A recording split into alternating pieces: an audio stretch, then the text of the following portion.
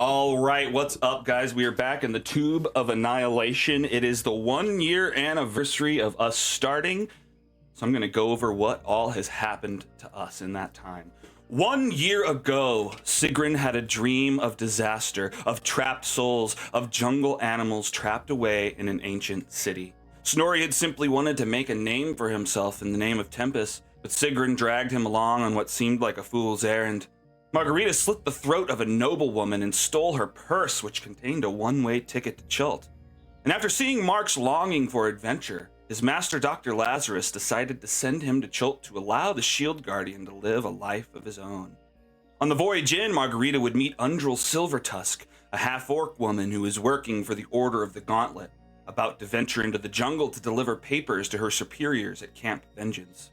Sigrun and Snorri also met an acquaintance on the ship from Icewind Dale, a young half-elf woman named Zandala, who was looking for her senile father, a former adventurer named Artis Cimber.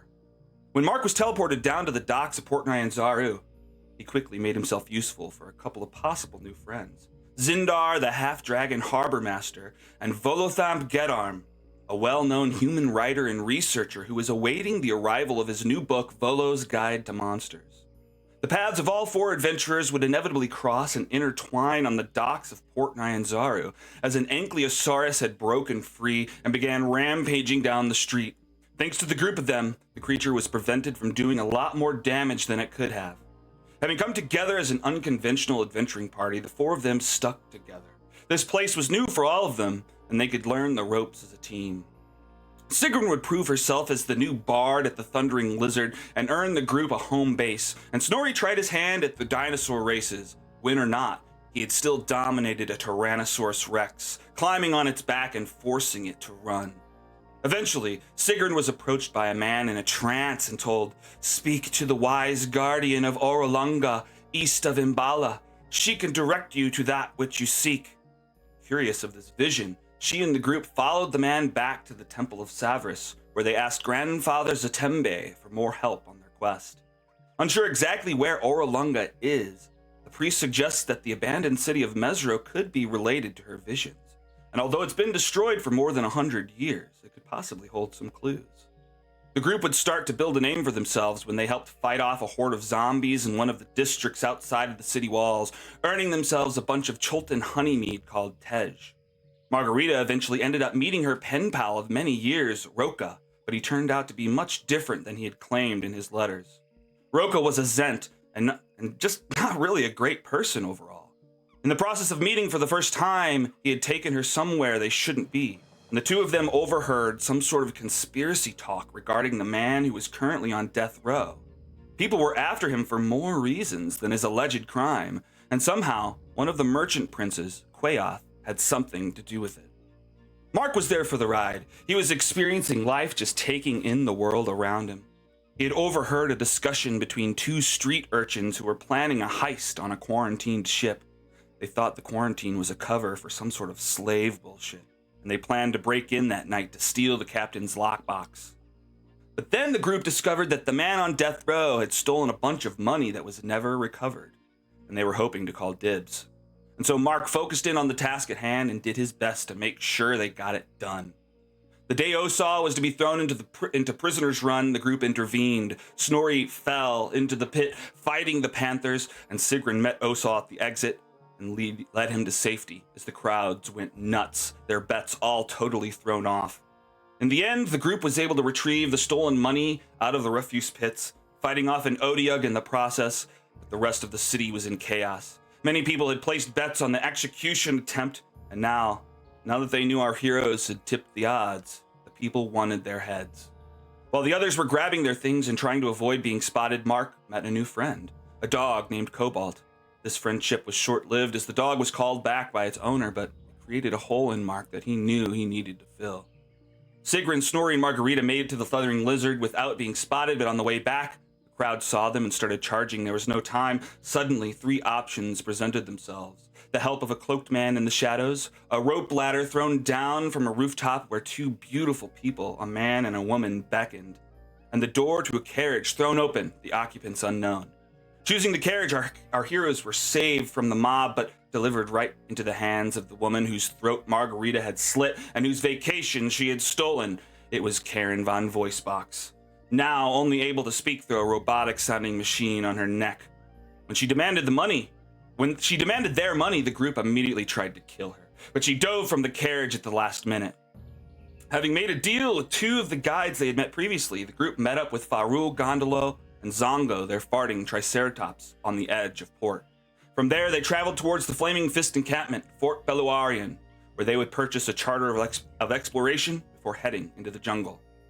Sigrun would begin praying to the Red Knight that night, and every night after. And eventually Mark would join in, trying to make contact with Dr. Lazarus. A few days later, Sigrun seemed to receive a sign. She had been asking the Red Knight for guidance, but what she received was still very cryptic. A chessboard appeared on the ground made of dirt, and emerging from underneath the chess were chess pieces made of rock. A Red Knight makes a move and is immediately captured, removed from the chessboard. Remaining on the board were 3 black queens against a number of red pawns. It was speculated that what they were up against were 3 queens, whatever that meant, and that one of the ways to become piece as powerful as a queen is to get a pawn to the other side of the board. Maybe they were the pawns, and they needed to become queens.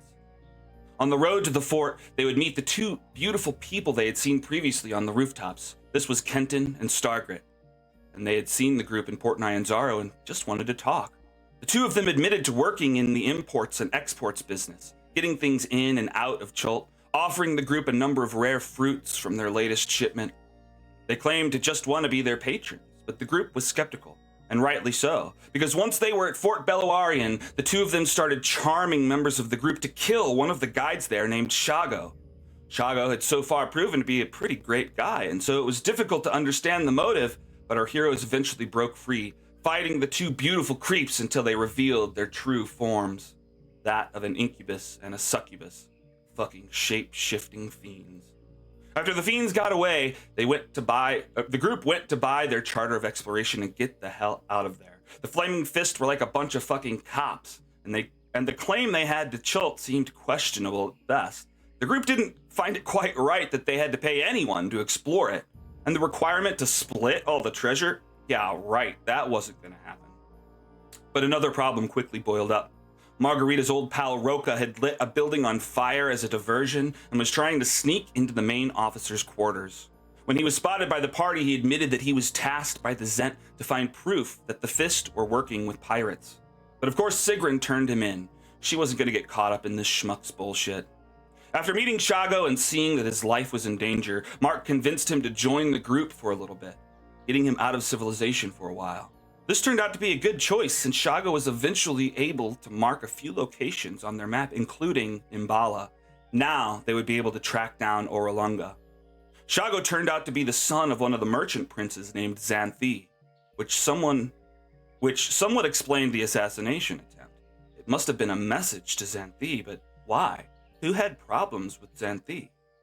Once they were finally able to get out of Fort Beluarian, they decided to head into the jungle from there, heading towards Mesro since the treasure map Farul and Gondolo had was leading in that same direction. At the edge of the jungle, where the tree line begins, our heroes found a statue of the Chultan god Ubtao. They discovered it was magical, and when one traced the correct path along the maze engraved on the front, they would be lifted high into the air in their minds, giving them a view of the vast jungle around them. It was an incredible view, but seemingly useless otherwise. That night, Mark discovered something odd. There was a moss-like substance growing on his body, and suddenly it moved. It emerged from Mark's body, taking the shape and form of the hole Mark had formed the day previous. It was a moss dog, and Mark named him Blue. In the following days, it would become apparent that Margarita had been cursed in some way, and it was looking like, according to Shago, the only way to remove it would be to visit the witch doctor of Imbala. But that was halfway across the continent, and to their luck, it turned out to be temporary, and Margarita recovered within a few days. On their journey, they would discover a trapped monkey statue and steal its offerings, fight a totem pole of goblins, and meet the great willow of the woods. Apparently, the willow was currently under attack by a group of red wizards who wanted its enchanted bark. But with the help of our heroes, the wizard and his undead minions were thwarted, and the great willow granted each of our heroes a weapon or item of their choosing, crafted from its enchanted bark. these items would grow with them and become stronger. On the body of the dead wizard, a letter from his supervisors was found. Someone named Valindra had tasked him with searching the jungle in this area for some sort of ship. They were desperate to find a number of rare magical components. A day or so after leaving the Great Willow, the party encountered something extremely strange. A patch of winter in the middle of the tropical jungle. A 120-foot sphere of winter weather, including active snowfall. All evidence pointed to a single magical source of origin. Moments later, the group were confronted by a posse of frost giants, which were just as highly out of place as the winterscape. They were tracking a man named Artist Simber, who had an artifact called the Ring of Winter. They wanted to use it to bring winter to the entire world, and last they heard, Simber was headed this way.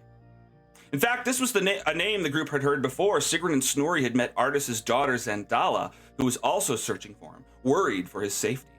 Eventually, the two parties parted ways, but not before fighting over a pair of huge four-armed gorilla creatures and lying to the frost giants that they had seen Artist in Port Nyanzaru and that he had left Chult already. This lie didn't explain the winterscape they were standing in, but it seemed like the giants bought it. The next evening, the group stumbled upon a group of weretigers at a campfight, having just flayed most of an adventuring party and about to move on to the last survivor. Our heroes wouldn't have survived had they not suffocated the tigers in their own campfire. It was a very close call, but when it was all over, they all hadn't made it out unscathed. Snorri had been bitten, and unfortunately, he could now feel the curse flooding through his veins, slowly taking hold. It would still be quite some time before Mark could learn the remove curse spell, and the only other option was hundreds of miles away. Snorri pushed on, hoping they'd be able to figure something out before it was too late. Further into the jungle, after discovering another magic statue and tracing its pattern, Sigrun felt like she was flying yet again, but this time the first statue could be sensed in the distance. Were they connected? She had the option to reach out and almost grab it, but she chose not to. It was unclear what might happen, and they had already made it so far. Leaving the statue of Uptau behind, the group was greeted by three creatures from different directions. A small frog-like humanoid, a huge frog-like monster, and an almiraj. After choosing to follow the frog monster, in their path that day appeared a small stone temple suspended in the middle of a pit of thorns. After navigating across the retracting lily pads, they discovered a shrine to the frog-like monster, a huge frog creature with 3 eye stalks and a number of tentacles. On a 3-foot column, Sigrun found a small totem of the monster and pocketed it, triggering swarms of wasps to close in on the adventurers, and in the fight with the wasps, so too arrived another nuisance, a talking bird. Snorri would end up capturing the bird and choking it to obedience. Before flying off, the bird admitted to the bugbear that he had earned Papa's respect, whatever the fuck that meant. That night, Mark would yet again try to reach out to Dr. Lazarus, having done so every night they've been on the road, yet hearing nothing. But tonight, his face lit up like a beacon. Dr. Lazarus's voice coming in clearly. He had finally made connection. Dr. Lazarus explained that Scoops McCoy, a family friend and investigator, had been looking into a mysterious component shortage and tracked it to Chult. He had located an airship called the Star Goddess, which was going to be transporting a large quantity of the components as well as a massive glass tube. And so Scoops planned to stow away and track down where they were headed. Lazarus hadn't heard from him since. All they knew was that every shipment had been signed for by someone named Withers, and that something powerful was creating the abjuration field around the island. Mark promises to keep his eye out for the ship and let Lazarus know what he finds out. In fact, this all seemed to add up. The Red Wizards were also in Chult looking for specific components. And in fact, the letter had pointed out they too were looking for a ship. Could it be the same ship?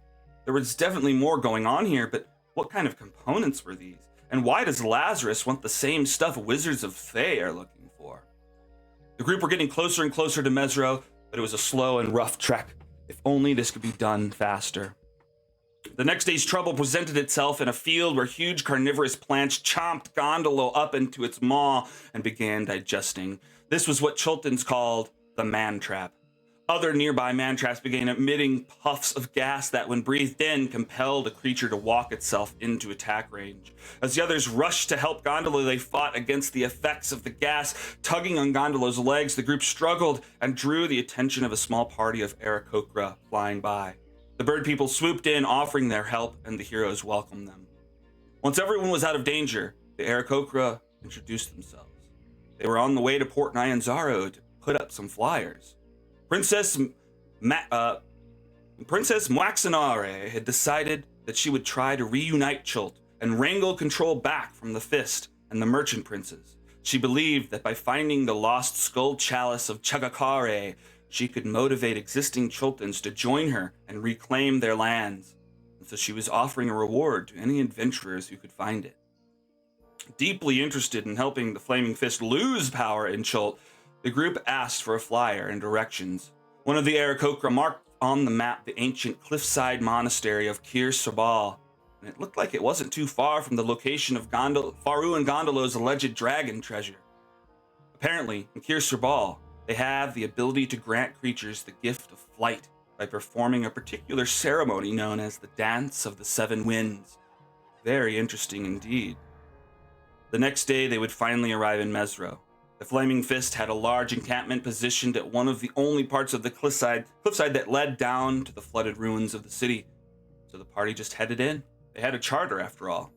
After promising to save a sick dog and meeting with the Goliath Captain Broken Barrel, showing him their charter, the group finally descended into the abandoned city.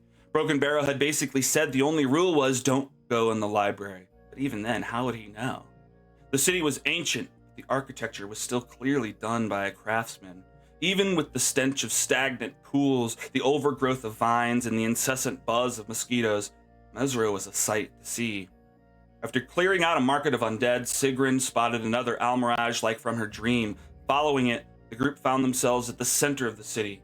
A small horned rabbit had darted into another quarter across the way, but first they wanted to investigate the Temple of Ubtao. Inside the temple, the party discovered an animated mosaic floor depicting the entire city and a magic archway that they used to access an armory and a library. Snorri found a few magic weapons hidden in the walls of the armory, and Sigrun went through numerous tomes in the library before narrowing down her selection to the 3 books with the most information. She settled on A Brief History of Chult, Mesro Origins, and The Dawn War and the Deceiver, tucking them into her bag for further reading later on. Meanwhile, Snorri, deft at finding hidden compartments, discovers a handwritten journal titled The Forgotten City and tosses it to Sigrun, who adds it to her pack. Next, the group would befriend a gargantuan Sarcosuchus zombie with a music box in its stomach. Apparently, Broken Barrel had been hunting it, and that's why they fed this music box. So Snorri ended up diving into the creature's gullet to pull it out, and the group decided they'd help the Sarco kill the Goliath. They didn't give a fuck about the Flaming Fist. They would eventually end up in the agricultural quarter, where our adventurers met the cult of the Mud Maw. In the waters around the Mud Maw, Sigrun saw many of the same visions she had seen before. 9 jungle animals locked away, some sort of monstrosity, death after death after death. But there was one final image that she hadn't seen before. Some sort of techno-magical device made of crystal, circuitry, and a humongous glass tube, filling slowly with jet-black darkness. This sounded like what Lazarus was telling Mark about. Hadn't he mentioned a large glass tube being shipped into the island? Incredibly, Mark and Sigrun's missions proved to be interconnected, but what did it all mean? Snorri, catching a glimpse in the waters on the way out, saw a huge Tyrannosaurus Rex covered in feathers. The next day, Snorri was sick. He had caught shivering sickness, and he was running at half speed when Broken Barrel arrived on a canoe to offer them a job capturing the Mud Maw for him. But the group had other plans, and Sigrun began playing the predetermined beat, calling the Sarcosuchus to their location and killing the Flaming Fist captain and his soldiers. After looting the bodies, they fed them into the gullet of the Sarcosuchus, destroying all the evidence. And then our heroes crossed paths with House Karanok for the first time. At first it was cordial. They were simply passing through on their way into another quarter. The 2 parties went their separate ways without issue. But that was before their true colors were discovered. First, our heroes found bodies with their faces seared clean off. These fuckers had something called a sphere of annihilation, and they were willing to do something like this to other adventurers. These guys were bad news, but our heroes pressed on. That library was too intriguing not to. There weren't that many of them after all.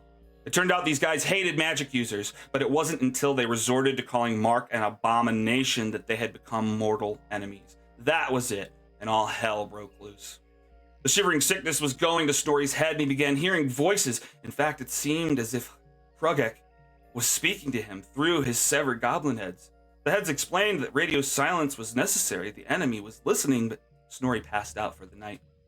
The next morning, the party runs into the same three frost giants they had met previously. They had come here to investigate Artist Simber's house to see if there were clues to his next destination. Not being able to convince the giants to join the party, the group headed into the library and discovered another large cluster of cultists stationed in the back room.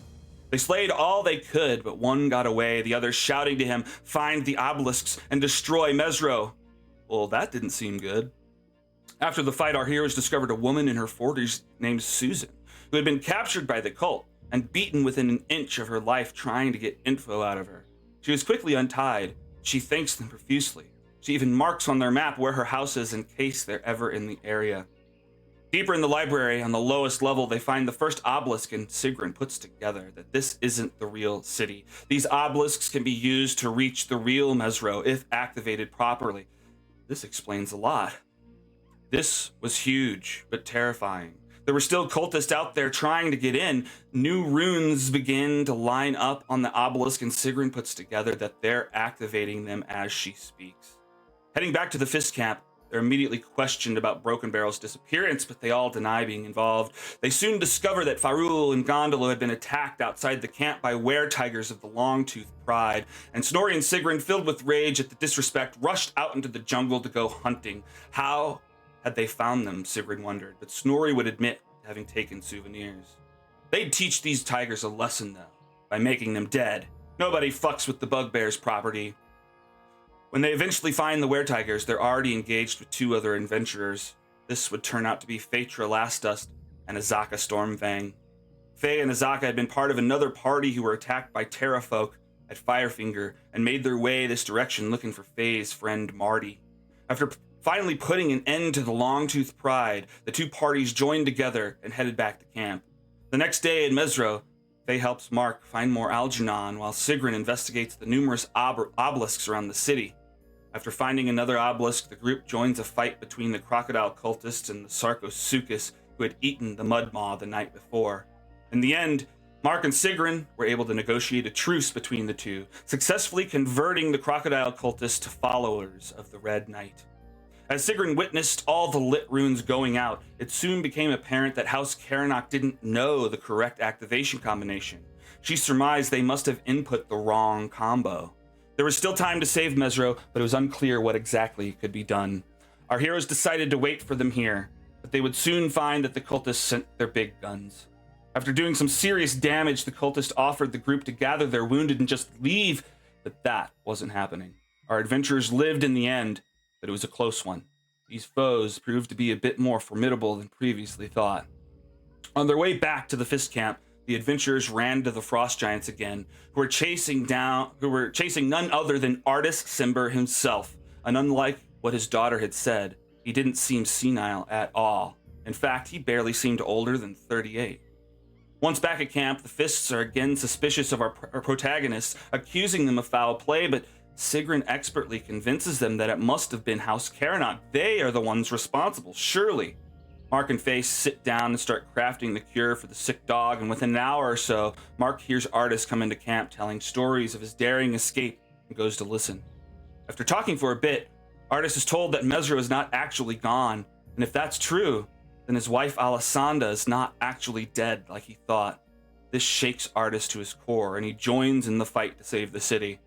Artist tells Mark and Sigrun how his traveling partner Dragonbait has come to Chult to solve a disruption in the Dajobi Senga, and they put two and two together that the disruption must be causing the abjuration field around the island. To take down the abjuration field, one must restore the Dajobi Senga back to its natural state. Sigrun and Snorri end up deciding to sabotage the cult's next activation attempts, and so they grab Azaka and Artist and head towards the agricultural quarter, where Artis had remembered where another obelisk was, although it would turn out the obelisk was underwater and guarded by aquatic creatures. Meanwhile, a group of Flaming Fist soldiers started pounding on the door to the medical hut. Inside, Faye and Mark are busy crafting the cure for Jenny the dog, and Margarita is polishing her many axes. Suddenly, the door bursts open, and with one final accusation, they point to Margarita. Margarita must have killed Broken Barrel, or else how else would she have his great sword with the engraving of the widower down the side? Stunned but caught, Margarita doesn't know what to say. Mark steps in, taking full responsibility for the murder. They want to throw the murderers in the cages hanging above the river, but due to their commitment to cure Jenny, they are afforded the luxury of being locked in the medical hut. Mark uses this time to step out of his body and into his moss dog, Blue taking the form of a baboon. He rushes to Sigrun, Snorri, Artis, and Azaka, who have just emerged from the water, successfully sabotaging the cultists' next attempt. Moss Baboon writes in the dirt, informing them of the trouble. Sigrun would wait until the next morning to re-enter camp with Artis. She magically appeared in the middle of camp, declaring she was a lawyer, talking the party out of trouble and deceiving the party's way back into the Fist's good graces. They were now truly united against House Karanok. Now that everyone was rested up, the group wanted to try and infiltrate the Karanok base in the college and find out what they knew. They used a sending stone they found on a body to try and lure the cult away from the school. But even having lured a chunk of them away, they were still almost immediately spotted, and another fight broke out. After dispatching the cultists in the main hall, our heroes took positions and waited for the backup to arrive. But when the cultists started to add up, things started to look bleak. First, Snorri was downed and dragged outside. Sigrun jumped down running after her, but she was downed seconds later. Mark and Margarita were still a distance away, but surrounded, yet still they fought on. It was looking close, and Snorri and Sigrun bled out on the ground. The gods would again make contact, seeing that things were not going as planned. Their apologies and explanations meant nothing to the bugbears. The fact of the matter was, this was all their fault, and the bugbears were going to die. But Mark wasn't going to let that happen. Margarita was lashing out at cultists and finally downed the one blocking Mark's path to Sigrun, and Mark darts over to her, immediately stabilizing the bugbear. Snorri, though, was still outside dying. Suddenly, screaming voices of enthusiasm start to ramp up in volume as they approach the entrance to the college. "Checkmate, motherfuckers!" Rushing into the building were handfuls of men in green robes. It was the crocodile cultists Sigrun had converted to followers of the Red Knight. They had come to save the day. The remaining cultists of Karanok started to rethink their odds. Following the green robes were a battalion of Flaming Fist soldiers and veterans, convinced that House Karanok had killed their leader. They stormed in through the front doors and took a battle formation. The tides were turning. Our heroes might actually make it out of this alive. The lead priest of Karanok, who had dragged Snorri outside, was suddenly stuck to the floor as Artis had arrived and cast a flesh-to-ice spell on the cultist. He struggled to break free as more and more allies flooded the main hall. Cultist after cultist fell to the ground, slain, and eventually the single priest was the only member left breathing. He was pretending to be dead, but Mark and Snorri had seen this bullshit before. Mark grabbed the priest and dragged him to a chair, tying him up and demanding answers. Once Mark learned everything he could, he knocked the chair back and stomped the cultist's head into the ground. Splat! In the immediate aftermath, the Fist tended to Snorri, while the crocodile cultist tended to Sigrun, and Mark investigated the rest of the college. House Karanok had been stationed out of the pool area, and Mark discovered a number of leftover tomes and documents they had collected during their time in Mesro. Additionally, Mark found an old journal written by one of the city's 7 Bara, Fipia. From these documents, Mark and the others learned that one of the 7 Baras of Mesro, Alessandra, had modified the safety mechanism set in place by the city's architect.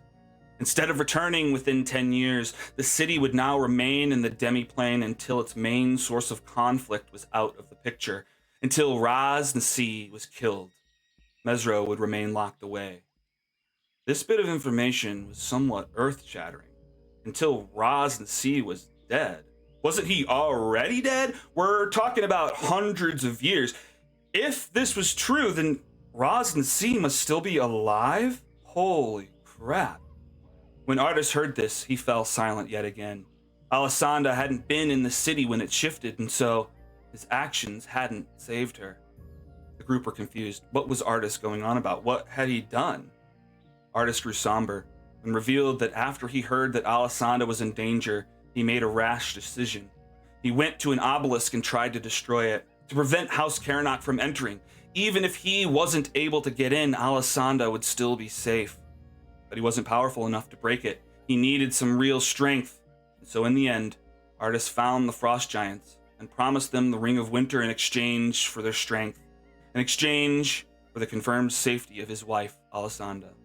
But now, if Alessandra wasn't there, Artis had to find her. Artis had to discover what happened to her. He couldn't give up the ring now. The Giants would be furious, but Artis knew how to evade. Artis excused himself as the others walked back into the Flaming Fist encampment. Artis's news was shocking to say the least. Having been hoping to gain access to Mesra after all their hard work, this victory was feeling bittersweet. Access to Mesra was not lost forever, but the path to that destination was going to be long and arduous. It was finally time to leave. The adventurers spent the night at the camp and headed out as soon as the storms died down a day later. It would be a couple of days' trip down the side of the river cliffs until they reached the bridge at Ataaz Muhahah, monkeys screeching and swinging all over the thing. Along the sides of the bridge, monkey statues were lined up, and underneath the buildup of moss and vines, a maze pattern covered almost every wall.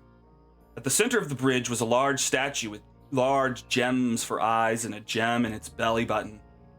At the statue's base was the skeleton of an adventurer, having died in this very spot.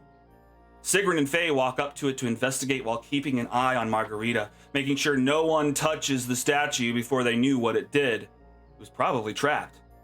Faye investigates the statue and infers that it was some sort of protector of the bridge.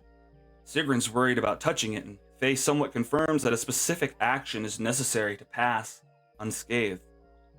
Spending some time casting Identify on the statue, Sigrun learns that similar to the mazes engraved on the other statues they had found, every person had their own unique path through the maze, and one must trace that path, showing honor for Ubtao, or else be considered a trespasser.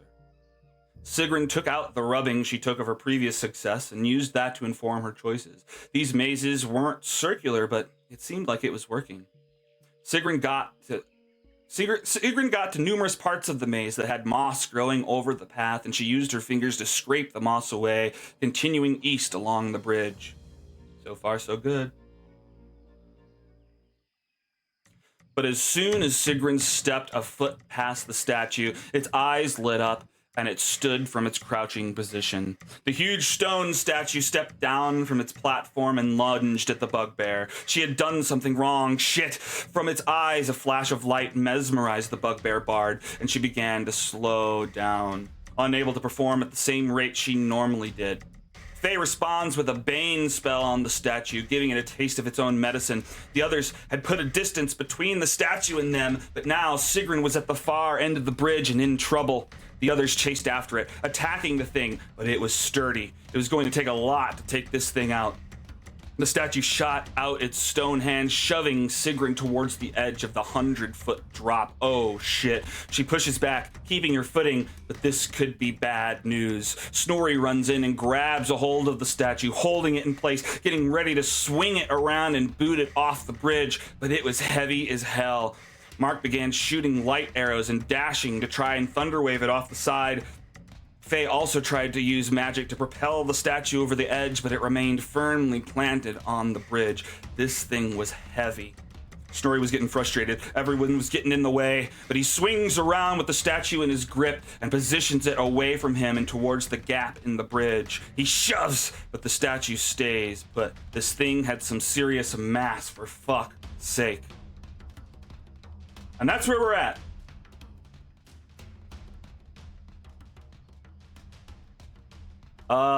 Any questions? Yeah, what was the third thing you said? Third thing I said. Good question. I'll get back to you next week. Hold on. Yeah. Yep. That was a lot of information. Well, I mean, it's everything you've experienced, but it's like with all the weeks in between, it's like it's probably very new. There was like a small, and I should have written a note about it so that I'd remember it at the end, but there was like some small like clicking thing that happened with a piece of information from like pretty early on in your recap, and I can't for the life of me remember what the fuck it was I had a revelation about. No. Oh no. Well, you want me to send you a copy of the words so you can? That would be great. Thank Okay. you. Yeah. I'll... Actually, that might just be good in general to have somewhere in the Discord, just as a small recap for us to go through, so you don't have to like do a super in-depth Right. start of everything. Yeah. Well, yeah. I just figured it was a good time with. Oh, 100%. Yeah. With the year and yeah. Yeah. All right. We're in the middle of this battle. I photoshopped the statue off of the map so everyone can be happy. I'm happy. But Mark, it is now it took like 10 minutes. Mark, you are up. I believe that you have started up your starry form. We've got luminous arrows up. Snorri has the statue grappled currently. That I do. That I do. All right. Then Sacred Flame. Why did it just roll? Oh, it rolled the damage and now it's rolling it safe. 12 damage coming up. Okay, yeah, and a 12 save is a total fail. I take all 12 damage. Chunks of stone just falling off of it. It's on the way down. And Starry Form. Kapow. Do the thing.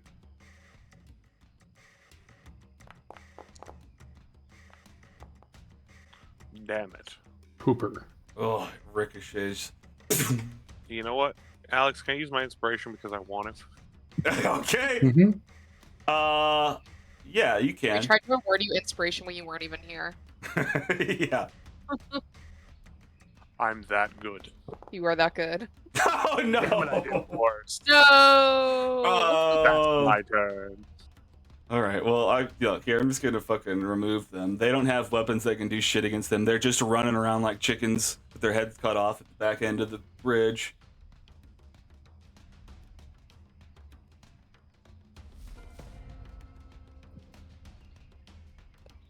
All right. I mean, we're almost counting on Snorri to kick this guy off.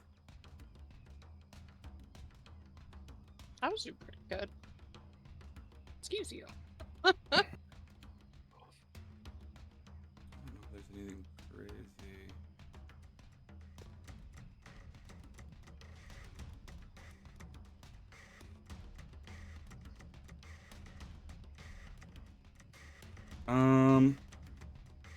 Maybe I'll just hold a Ray of Frost in case you don't kick it off. Yeah, that's what we're gonna say.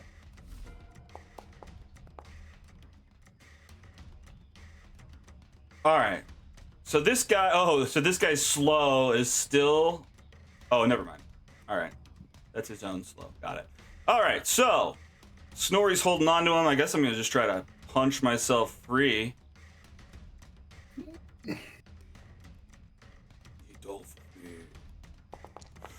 Boom, he's just punching at your fists. He's almost punching himself, just trying to get you off of him. Ooh, he hits your one hand for 23 damage. You shake it off just down to 11, but that still hurt. He goes in for another slam with his other hand. Kaboom! An 18 hits you for another 22. Shrugged off down to 11, but Snorri's now bloodied, but he's holding on for dear life. Well, not dear life, just Gondolo, get out of here. Margarita, we're back around to you. Hey. Hey! Okay. I can't move. Okay, how about now? Yes, I can. Hell yeah. Okay. So last my favorite axe worked, so we'll use it again. Oh, right. You were throwing javelins at first, and they were just bouncing off, doing nothing. Yeah. You end up using. because Go ahead. Because it's magic. Okay. Would you like? Yes. Let's reckless attack. Ooh, nice. Oh, Nice. yeah. Oh, no, this Oh, is. ew. Snorri's gonna Womp womp. Mm. Okay, it's a little bit. You chip off a piece of it. Ka-chung, ka-chung, Because you're it's trying great. to avoid Snorri's arms wrapped around the statue. Right. I mean, she's got more attacks, so That's true. You got more. Just don't hit Snorri. Oh. Let's just try again.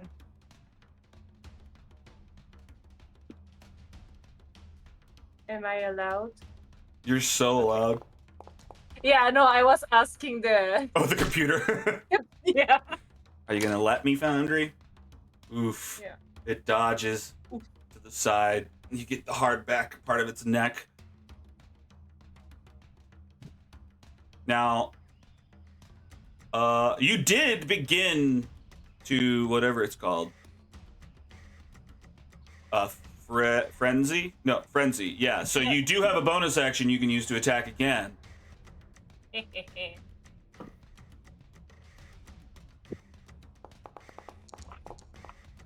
Yeah. Oh, Damn that it. tease of a 20.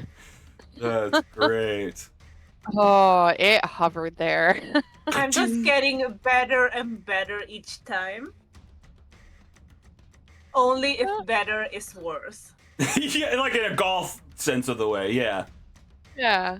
Yeah. Okay, so yeah, you rush in, really good attack, just a couple of slices. It's not going And down. then just like, What were you saying? okay. Okay. No, nothing. All right, Sigrun, Lovely. Okay. gotten away from Okay. it. You've shooken free of its slowing mesmerization. Have I? I thought so. I thought you did it at the end. I thought I was still. It does say you're still on it. Yeah, I thought I was still. If it says that I'm still. Yeah, I guess you are. Yeah. Yeah. I'd save, but no. Wait, no, Still my on. wisdom saving throw was 24. Okay, so it should be gone.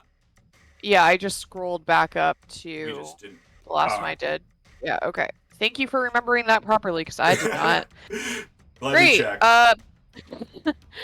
Bonus action, finally. Unsettling words. Might I want to target this guy instead? I'll step out around here.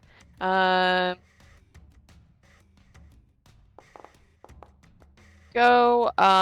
He is going to get disadvantage on well, he's gonna actually subtract an 8 from his next Constitution saving throw, which I am gonna force him to make. Oh, good. Finally, my plan. There we go. Yeah, That perfect. again, not trying to get the bridge in this. Great. So double that amount of damage if he fails his save, because and Construct. that Because he's because construct. construct. Yeah, Yeah. hell yeah. All right. I think this should be an advantage automatic, or it wasn't. Okay, so let me roll again.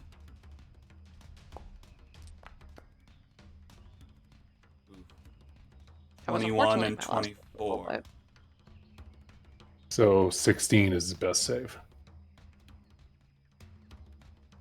What? He's taking 8 off his save for Yeah. unsettling words. Yeah. So his best save, his best roll is a 16. Yeah. And what are we? I'm sure that's higher than what we're trying to be. 15. Yeah, 15. God damn Sure. it. Still takes 17 damage though. That's pretty. Oh god. Dude. He's got 14 health. Wow, this is Snorri's like holding him, sick. ready to boot him. Is like excited, and then you. I- How does this work?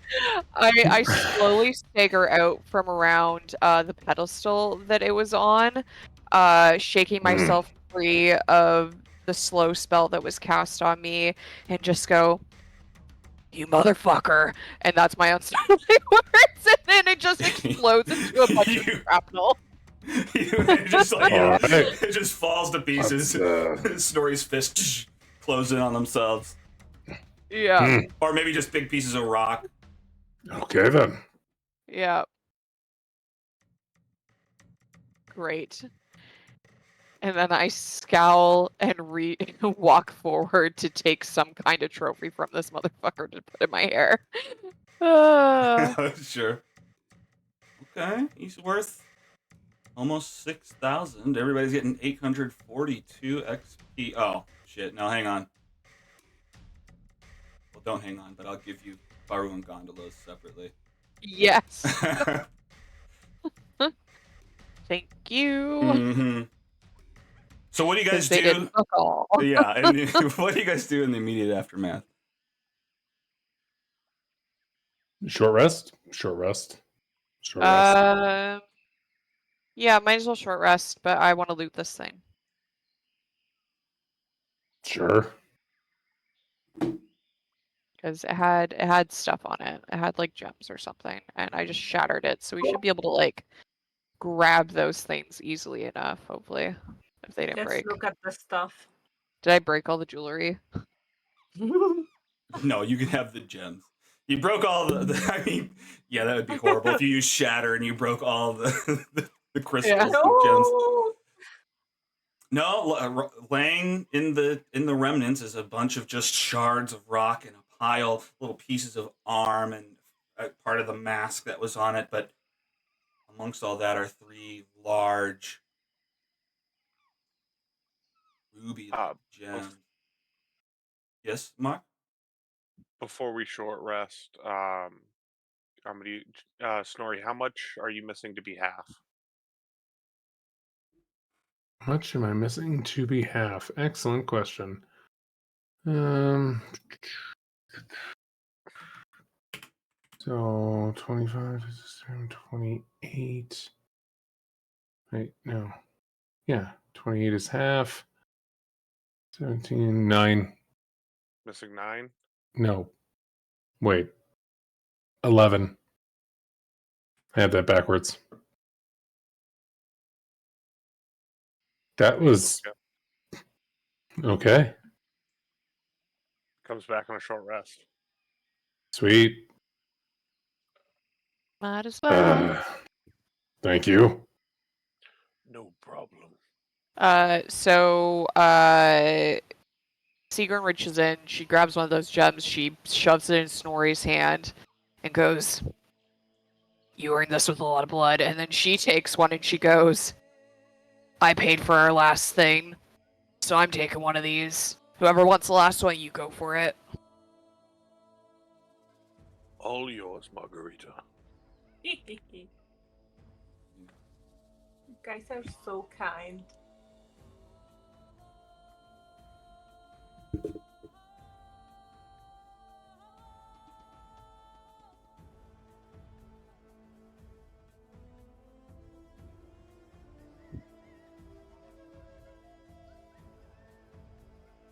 Good job, guys.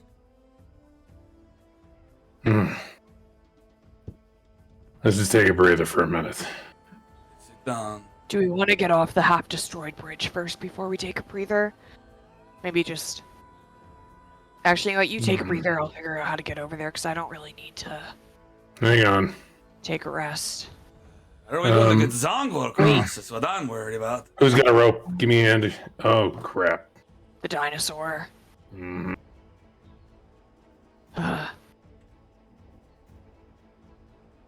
Maybe we can construct some kind of bridge with some... If we chop a tree or two down?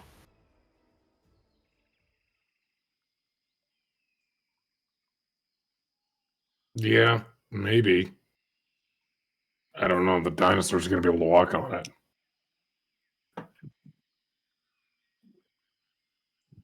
We can try. Have any kind of planer to make them flat or anything like that. Hmm. But there's still wall on either side. So if we laid out enough logs, they should be that it fills up the space. They won't roll around too much if the other side's stable enough. All right, let's try. Alright. What are the monkeys doing? That's funny. I'm reading this. The real monkeys.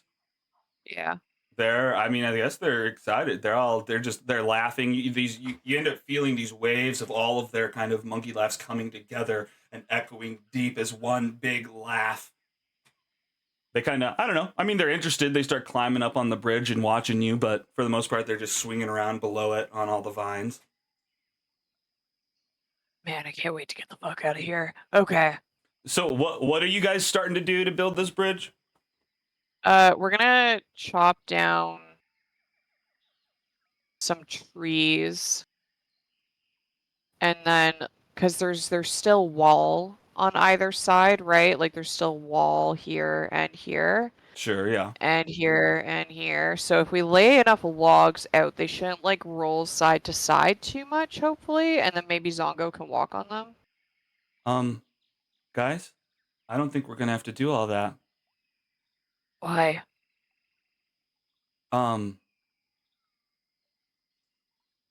Because, and she casts Vortex Warp. There's no size limit to this, and she just poof teleports Zongo across the hole. Oh, great. Can you do that for Someone give me the end of a rope. I think you have all our rope. Either that or it's on Zongo. Then it's on Zongo. Right. I might have some. This is... Can you throw us across? Yeah, Snorri, just throw everybody. Can't you eat us? As the young'uns would say.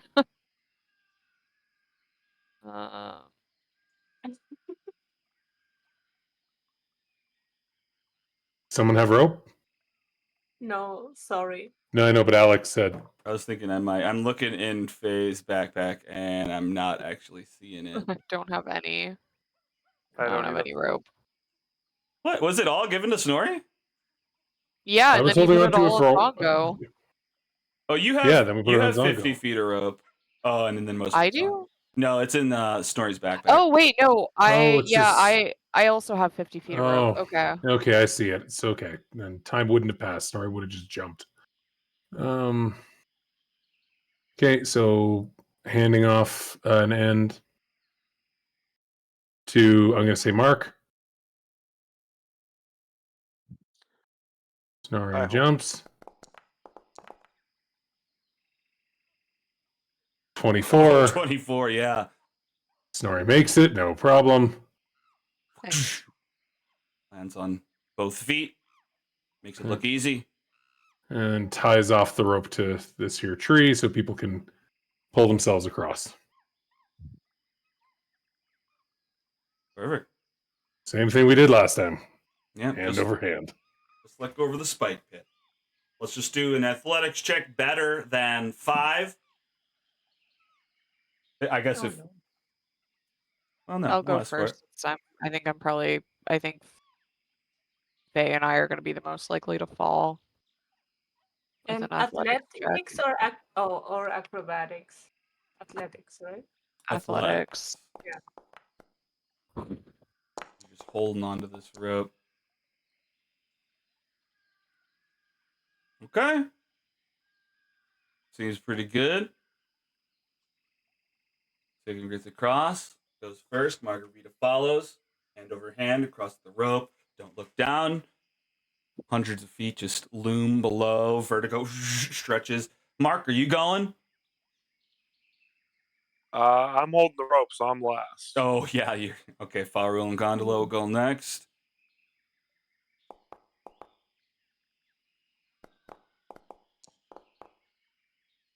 All right, no problem. Mark, you can probably tie it around one of those statues. to get over Alex, did a yourself. spam bot just join your server? I think so. Yeah. I was gonna say someone joined and seconds later added me on Discord and is messaging me. Oh no. Oh. All right, I'm gonna block him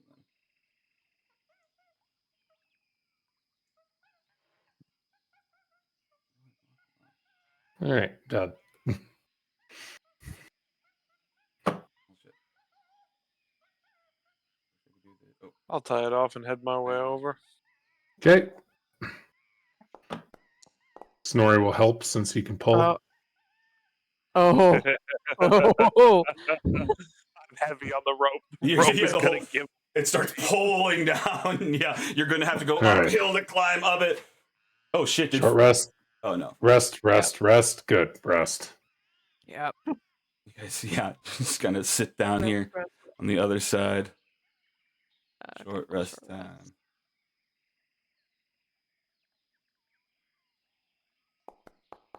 Ooh, God damn it. I got all my things back. Must There be we go. nice. Now with all my health back, I'm going in the hole. Although I do think I got my use of Bardic back. I think that now comes back on short, which is nice. Hmm. You should get spell slots And back too, right? I don't think so. you should get your warlock ones back. No. maybe. Oh yeah, you're right, but I don't think I had used it.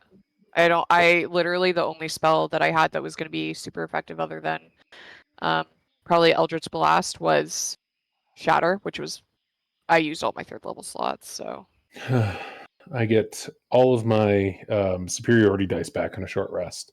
that's nice. So it's like, as a fighter, just use them. Use them every time. Mm-hmm. Yeah.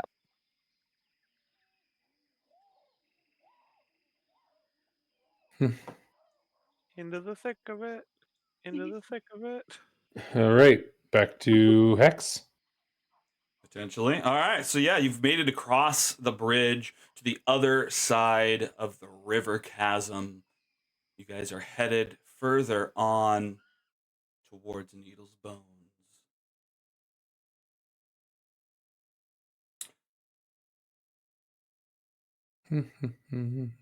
All right. So let us just. Oh God. Yeah. What? What did I miss? I don't remember seeing this, or at least I haven't seen it in so long. Oh, the hex crawl? We added a lot of stuff to our map while we were in. Mesra was very good for us because we met a lot of people and added a lot of stuff to our map. Oh yeah, all the locations and whatnot. Yeah, like we know where Oralunga is now, and yeah, we know where Hmm. Mbala is. Yeah. Is it possible that you're talking about the stuff on the top of the page, Tom? Oh. Yes, it was the stuff on the top of the page. Oh, all of okay. it's That makes true. more sense. But Well, yeah. That's all new from last session. so that's just Alex did a lot of easy. upgrades. Yeah, easy ways to sign up for the roles and then just let the day process, and we're not having to do stuff. You can kind of select your token, select what role you're in. It assigns you. I've discovered that because your first click deselect your token, you'll have to triple click things. But otherwise, you can sign up for roles and whatnot. So then when we do each section, it'll just go through. Am I still our navigator? You're still the navigator. An Does update. anybody, Oh, go ahead. I was gonna say, does anybody else want to be a navigator? Because I am now the all-seeing eye. Does anyone have a better I- survival than you? Ooh, true. That's the only issue. But your all-seeing eye-ness is still very useful for Night Watch. So- We didn't get bothered at all. Mm-hmm. What were you going to say, Sean? What's your survival mark? Yeah. Tom? 7. Is it 7 now? Oh, Yeah, I can't touch that. I will guide. Thank you. I All have right. 12. Like, did you say 17 or 7? It's like survival is +7. Modifier. The, Oh, the okay. plus number. Okay. You have plus okay, 12? never mind. And you haven't been the No, navigator no, already? No, I know. no. I That's have funny. plus 2. Yeah. That's funny. All right, so you guys navigated to here. So navigation's out of the way. Now it's just time to find a campsite. Previously, you would just roll every hour until you found one. That's still an option if you want to do that, but I've also made it so we can just roll once, and depending on what that roll is, it determines how much extra time you have that day and just immediately sets up a campsite. I have a feeling you probably prefer that. And instead of a separate camp finder, it's just the navigator that gets asked. I think that makes sense. That works for me. Yeah. Is everybody else okay with that? Yes. I'm half confused, but I'm in. All right. Well, you're the navigator, so part of traveling and navigating is also finding the campsite. I've made it faster. Was what we were doing anyways, so Mm-hmm. yeah. All right. Let's start the afternoon. Whoa. Uh-oh. It's so loud. I'm enjoying the music though. Who's Susan, and why do we know where her house is? That is the lady that we rescued when we were in Mesro that said if you're ever in the area and you need somewhere to stop. Oh, right, okay. And yeah. She's totally not evil. She's a good person. That's why her house specifically is marked. Yeah. That's why there's. That's right. That's absolutely right. All right. So, unfortunately, you start the afternoon and the temperature immediately rises up over 100 degrees. Everyone has to utilize except for Mark, 2 gallons of water to cool off or else overheat. You can choose to not to and just roll a Constitution save, potentially taking exhaustion. Otherwise, I'll just pull it from Zongo's inventory. I'd rather just drink the water now. Just drink the water. Yeah. Sounds good. Don't worry about it if we're ever out of water. All Wherever right. out of water, I'll start pouring blood in you guys' mouths. Yeah, you have produced water, so we're okay. Yeah, if it's ever really necessary, he can Yeah. totally. Like, if we wait till the end of the day, we covered it last time. Like, the level 1 spell slots aren't as important to you at this stage in the game as they were when we started. No. Mhm. So it's like, yeah, cast Create Water a few times. We'll be fine. Do I pack that though? If not, I will start. What? Nope, I still have Create Water even packed. Nice. All right. I have a feeling how it is right now. Is it just going to roll for you? I can change that. Oh, that did it for me. Here, hang on. I'm good with the roll. Well, I know. I just if you want to do the roll going forward, I'm just going to change it from auto. I want to click the button. I figured. But I'll take that one.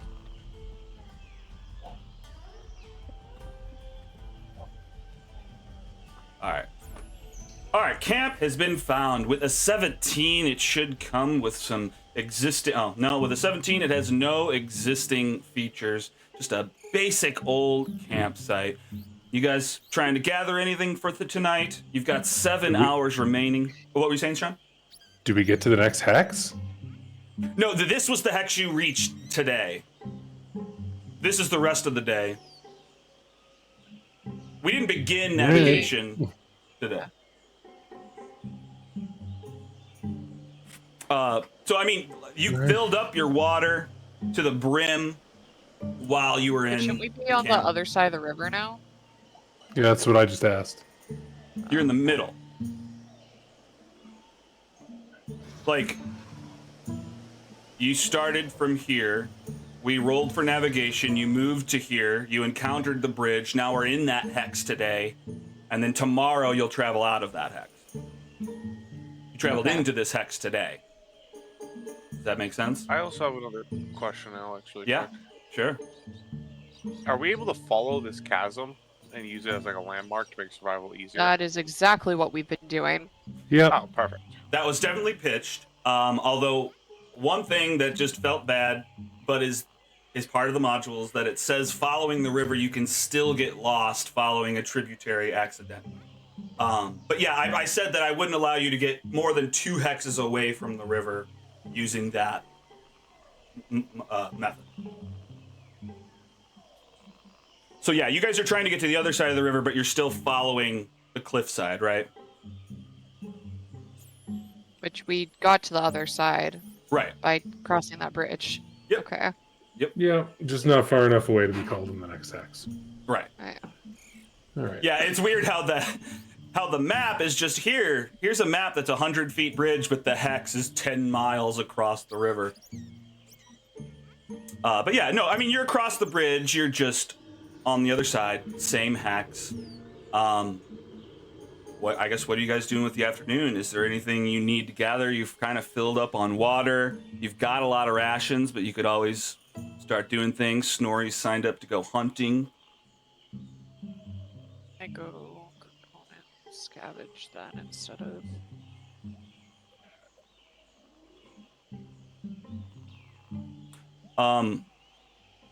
Does everybody have a middle mouse button they can hit, or no? Yeah. Yes. Mm-hmm. Mark? I mean, Tom? You like a scroll wheel button you can hit? You might be muted. Damn it, I was muted. Yes, I do. Oh, okay. All right. Well, if this makes things easier, instead of having to scroll over to the buttons, you can highlight your token and then middle click, and you get these menus, and they should help you do some of these things. So I forgot, how much water do we have left? Right Do we now, have like a lot? well, before you left the Flaming Fist camp, Sigrun made sure to fill up Zongo's backpack as much as it could be. So the answer is 192 half gallons of water and 189 rations. We're good. Okay, I'll look for something else to do. Okay. Oh, actually, we're in the camp right now. I'm not gonna scavenge. I'm gonna disguise our camp instead because we don't have any features, right? Yeah. Okay. All right. Let me see if I can get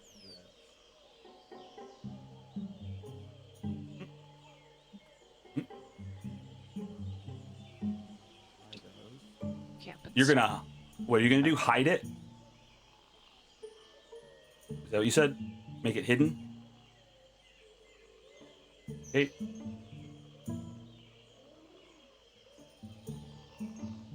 Did she freeze? Everybody just. Oh. You were hiding the camp, Kate? Oh. Oh Everyone's man, gone back okay, in. you guys all like froze on me. I had to Same. leave and come back. Yeah, I'm gonna focus on disguising the camp instead. Alright. Alright, let's get a roll for you disguising the camp, Sigrun. Cool. Probably gonna suck ass at this, but that's fine. Stealth check. What do I need? Oh, stealth It's check? in the chat, but yeah, it's a stealth check to hide it. See how good. I don't see that in the chat at all. All right. Now. There it is. Got it now. Boo. Oof. Okay. Well, you try. Try your best. All right. What did I end up getting? It's not showing me. A 10. Oh, there it is. Everything's taking a really long time for me to load right now. Well, I mean that might still be true. Technically, the number showing up was me clicking it and not any lag. Oh, okay. All right. Well, let's just run through day. Now, you guys don't always have to be doing stuff. It's just options. But let's just run through. We've got some hunters signed up. We'll see what we're doing. We'll see if an encounter interrupts you while you're doing it. We'll go hour by hour. Water gatherers, what are you doing? Nothing. Just hunters today. Wait, I'm We making said the we camp had a- more comfy. You want to make it comfy? Yeah, I thought that's what I selected then. Did I do it wrong? Oh. No, that's I see what you did. You used them in. Yeah. Okay. Let's get that going. Hang on. Let me do that for you before I do the hunters. You want to make it comfy? What should I have clicked? Um, there's not a should have clicked there. I thought I had those turned off and they weren't accessible directly to you yet. So that's They my bad. sure are if you double click the middle button and hold it. Yeah. Yeah, I hit them a different way, and I'm finding out they're there. Eventually, they'll be viable. I just wanted to make sure they were working. All right, Mark. Well, what skill are you using to make it comfortable? How are you doing it? We can use any skill just as long as you flavor it that way. Survival. I'm using my druidic magic to help the plants grow around and make it comfier. Okay, sounds good. Let's get the survival. Oh, whoa. Oh, man. Damn it. There's too many rocks. There's too many rocks. This is such a rocky campsite. Yeah. All right, Snorri. You going hunting? You're the hunter. Let's get a check from you. You're an outlander, so your roll will be worth more than the average hunter. Let's see how many trails you find. Okay. You go out for an hour. You're sniffing around. You're keeping your eye open. Mm-hmm. And you find two separate tracks. Obviously, you're mostly looking for the bigger tracks. It seems like it may have gotten a little bit further away. It's a little bit stealthy, but some sort of bird with huge dinosaur-like feet. Otherwise, it's a little bit smaller. Paws, though. A little bit closer. Big bird. Going for big bird. Sounds good.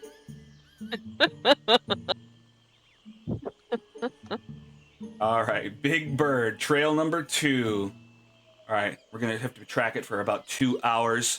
Let's get our first roll. Keeping an eye out for droppings, broken sticks, bent branches. Doors being kicked in. Yeah. Is it What? is it prompting you? Yeah, it is. I just wanted to make sure it's been a while since I've done this. Sure.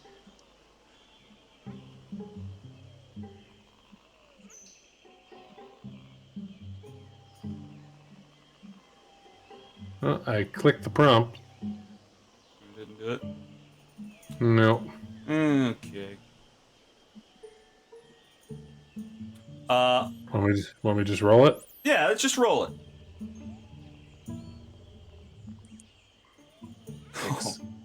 Okay. All right, you're on its trail. You don't find a lot of evidence of it, but you keep on it. You'll be able to pick it back up again. This thing's kind of stealthy, so it's gotten a little bit ahead, but back at camp, Azaka's sitting just on the log at the campfire, just kind of whittling around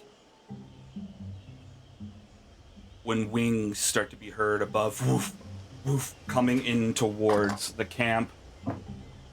Hang on.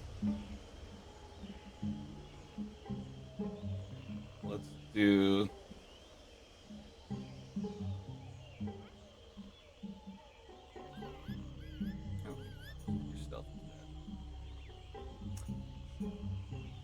Yeah, back at Camp Snorri is ending up wrapping around. You can almost see the camp in the distance. And there's 4 huge winged creatures swooping down through the trees towards our adventurers. Snorri, you've been tracking this same animal towards them. It's now attacking the camp. What are we doing? Mark, you see it first. These giant, almost pterodactyl-like creatures. But they're humanoid also. They've got big legs and arms coming off of their wings, and they swoop down. Rah! Well, Any reactions? Oh, attack. fuck. They found us. Oh. All right, let's go to the campsite. There's only one thing to Alex. Let's resort to violence. Resort to violence. Might as Dinner well. came to us. Yes. All right, let me... You don't have a hidden campsite. Yeah, this is fine. It's not comfy either. All right. We're roughing it tonight. Let's just move Snorri back here. I think the stuff we were doing where you're so many rounds away is just not fun. We're just gonna put you at the edge of the map, running in towards everybody. Appreciate that. Yeah, I know. Being included is the fun part. Not having to sit around doing nothing. Not staring at us. Yeah. I'm coming! Sean, you mean you're not having fun just staring at us? I'm offended. I know. Well, yeah, you haven't even turned your camera on. Oh, true. Jesus Christ. Do you Now I'm want to getting see the messages from picture? Discord. I'm good. Unusual activity. Are these actually the birds that Sean was that Snorri was hunting? Kind Apparently. of. I mean, yeah. I mean, That's well, yeah, really yeah, funny. they are. And we cook them. Yes, we can. You can cook anything if you try hard enough. We've learned that. This is Yeah. not the same kind of bird I tried to hunt last session, or is it? I don't think so, but I don't remember what you were hunting last. The one that everyone was like hitting. It was just you though. Oh, No. When you no, went hunting. me and Mark, yeah. I think with it's Mark, different. And we failed. Oh no, it was Okay. I think it was a vulture you were after before. Right. I mean, chicken. Whatever. Chicken. Yeah, chicken, vulture.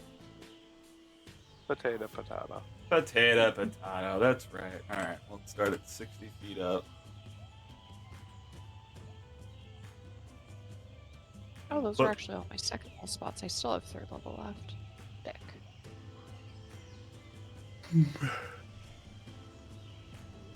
All right, let's roll into an initiative.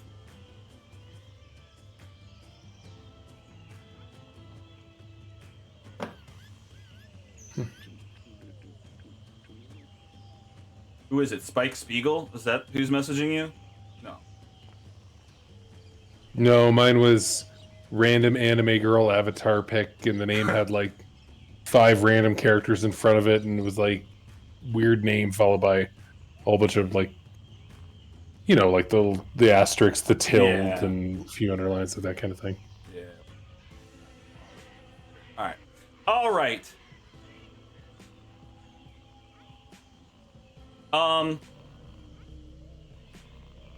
Did I show you how to to set up your own campsite? I don't know if you're interested in that and like having some sort of cover in a way that you've designed for this fight, or we just get into the fight. No, let's just wait. Let's just get to the Yeah. fight. I hear you. Let's get to the murder. Let's get to the murder. Whee! All right, Snorri had been tracking them, spots them up ahead. He's looped back around to camp and sees them. You go first, Snorri. What you got? It's showing I'm still raging, so I'm just gonna go ahead and deactivate that. Oh, gotcha. Okay. There we go.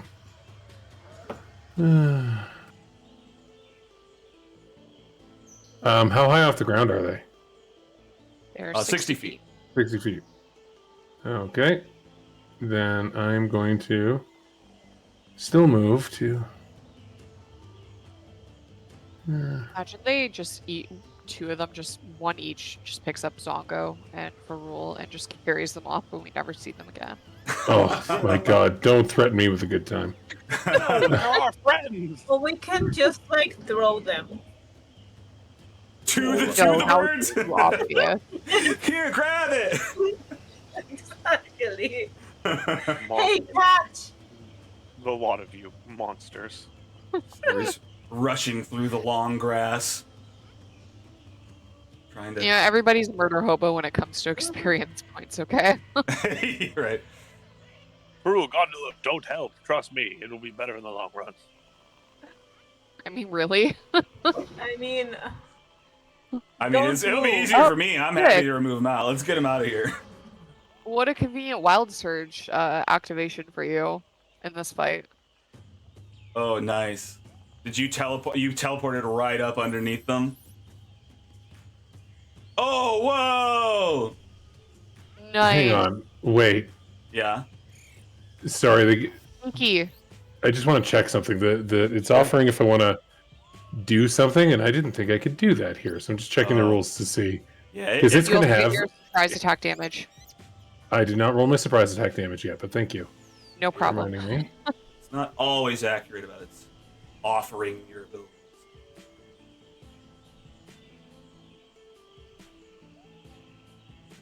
Oh, and you don't have bolt of light Okay. It's offering me to do grappling attack with a ranged attack, and I'm like, I think I can only do that with melee. anymore. That would make no sense. Yeah. Eh. It's just on a rope and you pull it back in. Mhm. Yeah. All right, well, oh, great. What a crit. Okay, and then. Oh, 1 sec. Which means you crit on your Oh, surprise yeah. attack. Oh, that's damage right. too, So you, right? you want to roll So 2 it's- more? Yeah. Hell yeah. Forgot about that. I think it's more than a hit. Wow. Oh, maybe not. Okay. Still pretty good. Immediately just blast up, almost goes through him. He starts pouring torrents of blood down. It's hard to fly. He's immediately bloodied.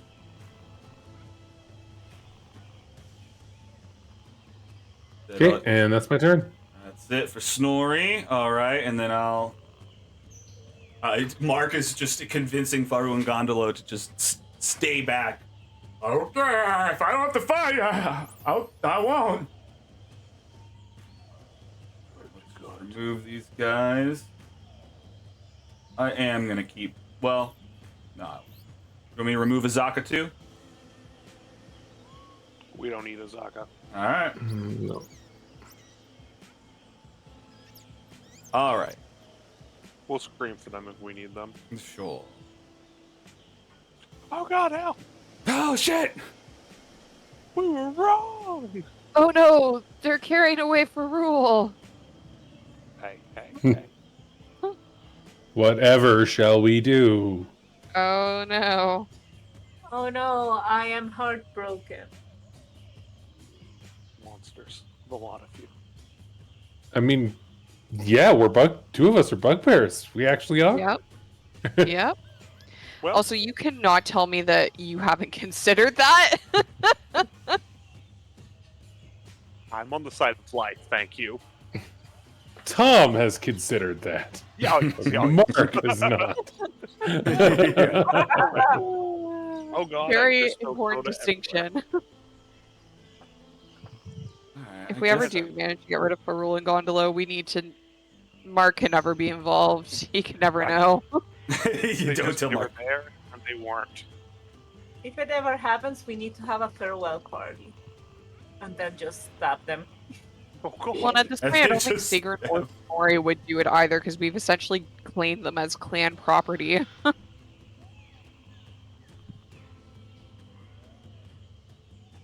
Alright, I've removed their reactions. Hopefully it slows them down a bit. Or, well, sorry, just the one right there. This one. The busted one. I busted him up. What other kind of bonus action? Well, he's not close enough for that. Oh. No, I used the spell. I guess I'll get over here and try to duck out of sight. What? Big stretch. Don't worry about it. All right, flying boys coming in. It's my fucking business. Great.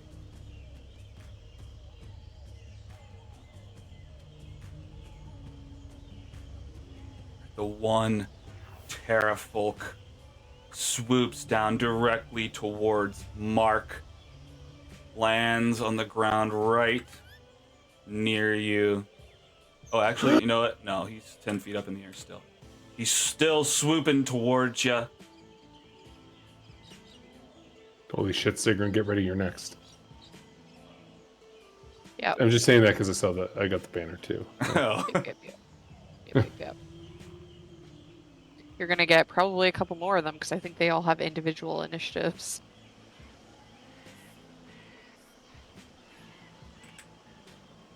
All right, I guess I'll swoop down towards Snorri here, but I can't get to him in enough time. Sigrun, you are up. Okay. Okay. I am gonna go.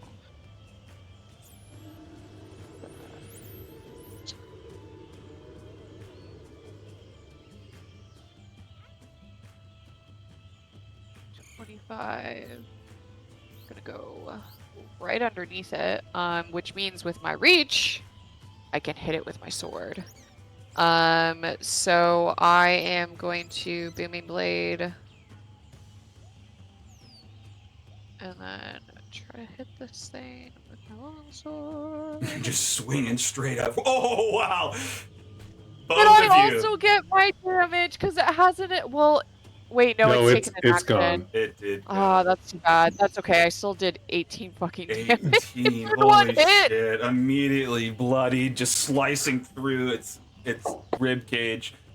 Yeah. And as Excuse me. soon as it moves, it's going to take Booming Blade damage because it's still 10 feet in the air, so it still needs to move to hit me. Oh, Which is why I took Booming wow. Blade, and I haven't Yeah. been able to use it too much yet, so that's my turn. What's up. Hell yeah. All Yeah. right. This one. Oh, guys, stop talking about I think Muhahah. it's a dead one that takes the Booming Blade damage, hopefully. Haha. I mean, I guess I'll. No, I'll. Yeah, they don't necessarily know your arms are crazy long, so they're hovering at 10 feet before they can swoop down to get you. Both of these just swarmed in on you. Mark, you're up. One swooping towards you, but Sigrun got under it. Stabs up into it. It's now. Is there there's a force field around it, right? What do you mean? Like your booming blade, or is it invisible until he? No, it's like crackling energy wreathing around its form. Did Mark? Oh, okay. Sorry. I thought Mark also crit.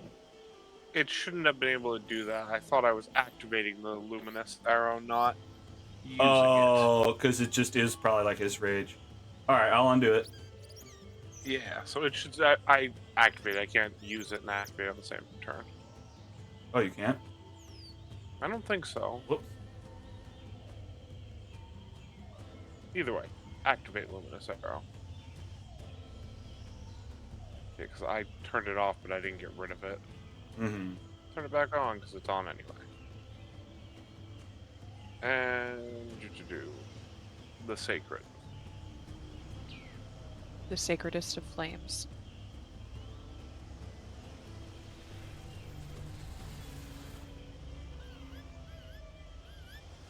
No, you get to use it when you activate it. Hell yeah.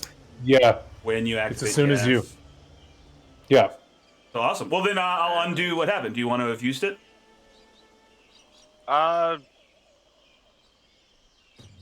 Sure. Then could I have done Sacred Flame to somebody else? Actually, could I have done Sacred Flame? Can I just redo the... I'll just redo the arrow shot. Okay, that works. I'll just redo the arrow shot.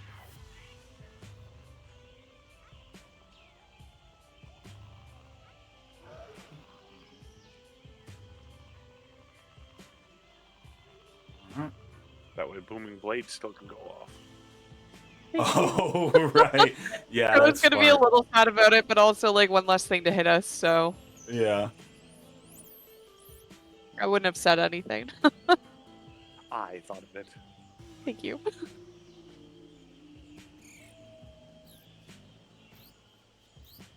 That's me. All right. Another Terrafolk runs down. I guess, yeah, Zaka is backing up. This is what got our party at Firefinger! Watch out, they'll drop you! Don't let them get you! Comes down. This one Oh, this is gonna get fun. My way? grabs hold of Margarita, or tries to. I'm gonna try to grapple you. Oh, so there is a chance. Oh, one.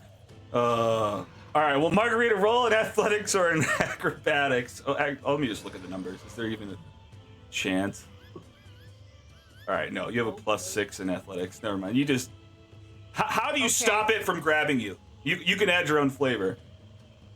Can I just slap it? Sure. Just slap it in the face. Pathetic. Wow. We'll seldom differ. Yeah. Okay, you slap it, and it's not able to get a hold of you.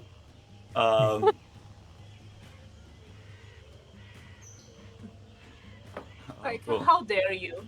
How dare you even try? that's funny. All right, that's fuck. That's it. Am I sure I have nothing else? Yeah. You try so hard. That's okay. but Not every so fight far.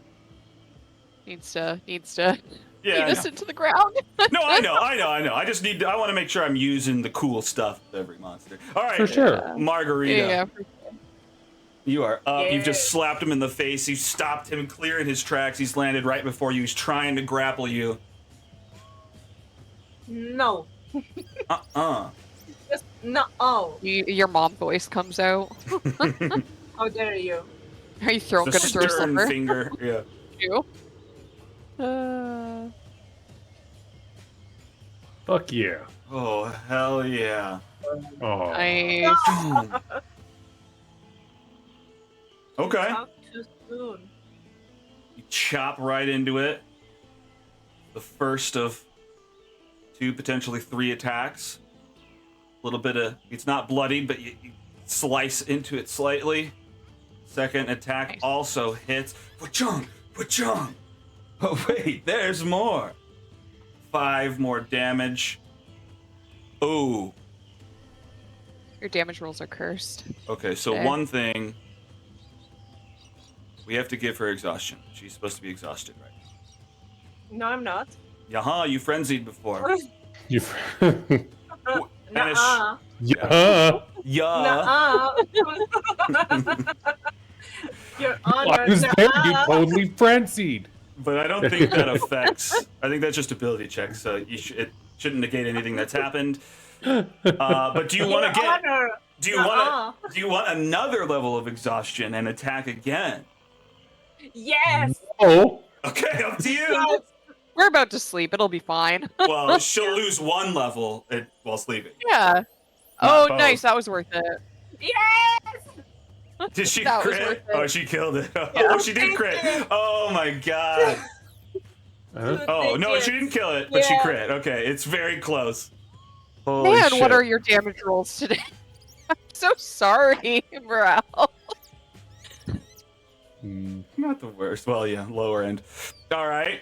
Hell yeah, 3 hits, just, and a slap. That's pretty good action economy. It's not dead yet, but it's trying to regroup in front of you. I guess that's turn. That's action, bonus action. Any movement, or you just staying put in front of the skidoo? Just staying put. All right, staying put. Moving back, top of the round. Snorri's back out in the long grass.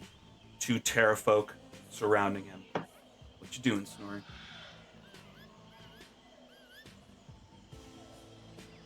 Drops the bow. That's what you meant, right? Do I want to use reckless attack this turn? Ah, what do you take me for? Are you kidding? Don't even Not a ask, barbarian. Just bring it. There's a barbarian shit in the woods. How would I like to contest this grapple? Let's see. With strength. All right, let's see if you get me. I think this is my favorite part of the new upgrades. It's just the full screen checks. Yeah. Oh, The dramatic ability checks. Hell yeah. Okay. And what is? Oh, you kill him. You what? What happened? Snorri You just yeah. Go ahead. reaches up, grabs him by one wing, and just smashes him into the ground. Pow! Nice. Oh god. Yeah, Hulk smash. Okay. Do you have more, or is that? Oh, you've got some more. Of course you do.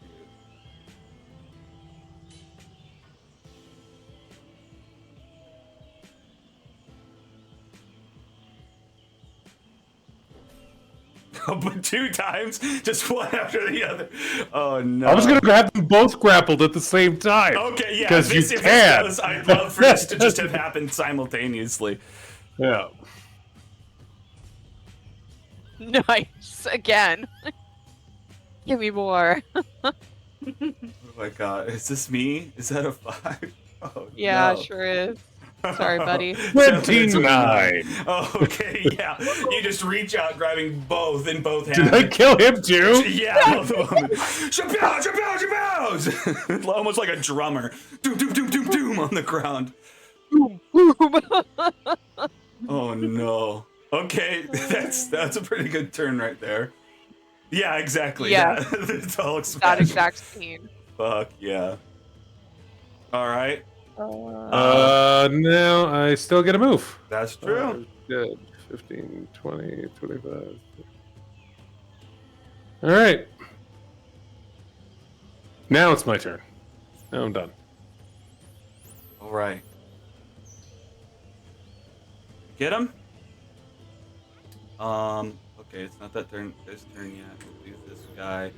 We'll just do.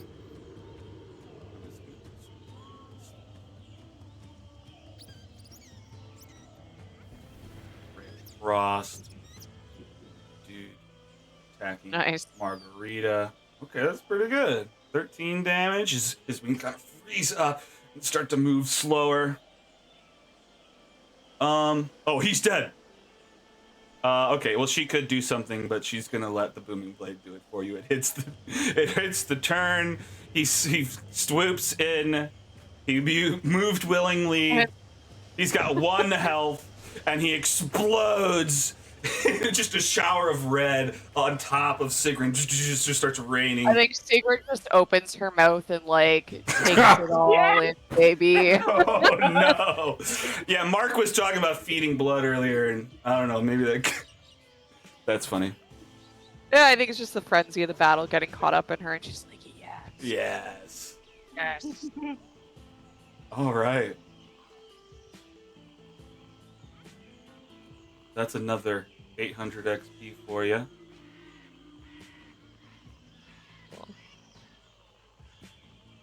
In the afternoon. As feel the like- bits of this bird shatter down over her, she's gonna just pluck a small wing bone out to start to boil tonight, and then put it in her hair tomorrow. Mm-hmm. Yeah. Sorry, what were you saying, Rodel? No, like it's very funny. I feel I don't deserve the XP because like all of the fails. No, you hit Hey, them a you bunch. You did a and you lot. And you took a level of exhaustion. That's Yes. true. You invested in that battle. So I flushed him out hunting him. But yeah. Oh, Oh, push them back towards the camp. Gotcha. Okay. Well, Well, I guess I don't think the one that I exploded is going to be very good for eating, but the other 3.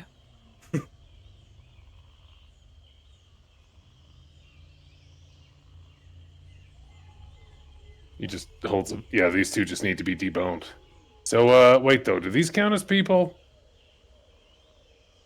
I don't think so. they are humanoids, but it depends on how you Are guys they? decide to define them. I do think they are. Let me double check. I don't know. Let's hey Mark, do these ones count as people? Did we eat goblin already? They're technically not. We ate lizard folk. Did you? You ate lizard Yeah, we ate folk. lizard people. Yeah, we ate lizard folk. We didn't eat goblins. I consider them. What do they look more humanoid or more animal? My determining factor. I'm just going on these things. They look more animal. I mean, this is Oh, they're on the menu. Yeah, they're meats on the menu, boys. Oh, their meat's on the menu. Well, all right then.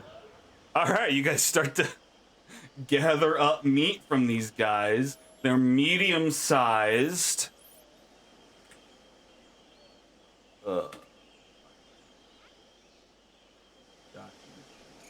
Players guide, daily activities. Cannibalism. Yeah, harvesting creature meat. Yeah. All right, a medium creature. Snorri, would you like to roll 4d12? That's how many pounds of raw meat you can get. You need 2 pounds of raw meat for every ration you craft from it. So we'll Okay, and half that. this is from all of them? This is per creature. So I guess you could roll for Per all of them. creature. Yeah, so 12d12. There we go. I just want to see the animation of this. Sure. Oh, and... Oh, yeah. 16. All right. And, All right, so if it's Nice. just you harvesting food, you can do you could spend, what is it, 12 hours total to get this, but you don't have 12 hours. No, we've day. got 3 guides doing nothing. You called Faru and Gandhi Oh yeah, over. come on. Oh yeah, And I'm happy to help. and the other one, Zoroaster or whatever. Oh shoot, you want me to play? Okay, I'm happy to help too. Let's get all this meat going. All right, you got a bunch of people going on, so you guys can get a, what the fuck is 69 divided by 2? a number. 69. Sorry.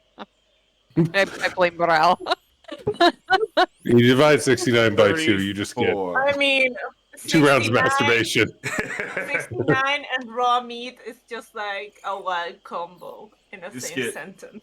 Empty mouths. 69 and cannibalism in the same. Oh, God. All right. So you guys can gather 34 rations before it's time to go to sleep. Pretty good. Nice. Got enough meat Nice. for the day. All right, I'll top For the this on day, off. Jesus, we are eating good. Yeah. Well, you don't have to eat it all. But there are options where if you have extra meat, you can cook something real good for dinner. People get temporary HP. But yeah, you guys spend the day. You don't even have to drag all the meat back to camp. It's just right here. Perfect, convenient. You guys spend the rest of the day at camp just carving up meat. And is there anything you guys do before heading to bed, before watch starts? You guys are sitting around the campfire just kind of chatting. Maybe dinner.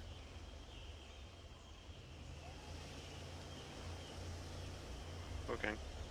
Just cooking. So I think Secret's writing in her book with her fancy emerald pen.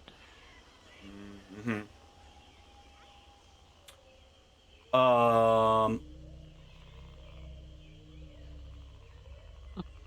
Okay.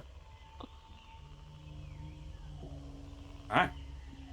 Well, today went by pretty well. It's just in the afternoon. Collect some water. Move on with the night.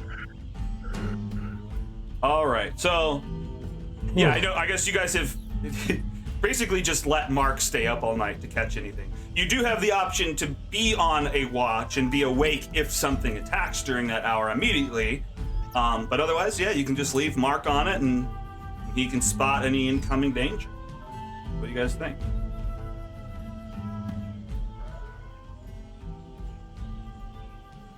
Yeah, we're just letting Mark do the watching.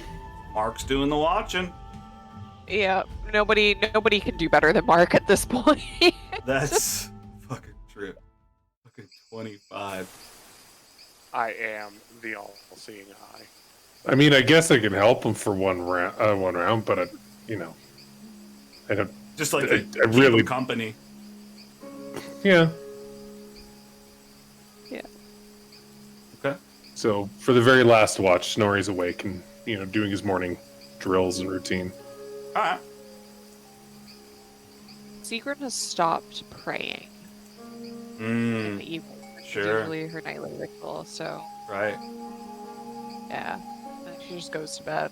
Mm-hmm.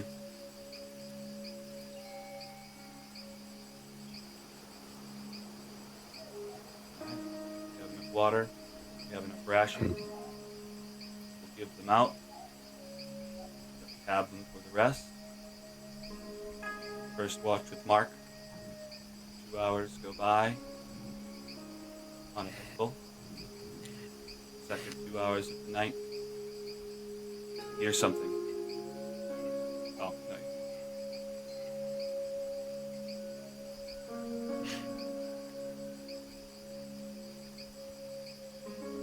Third watch.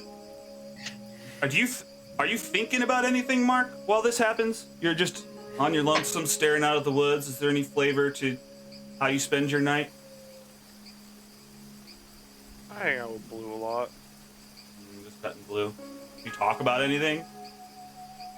My day. Just your His day. Just tell him about his day. Oh, that's cute. I love that. Aw. Snorri wakes up the last 2 hours of the day to keep an eye out with Mark.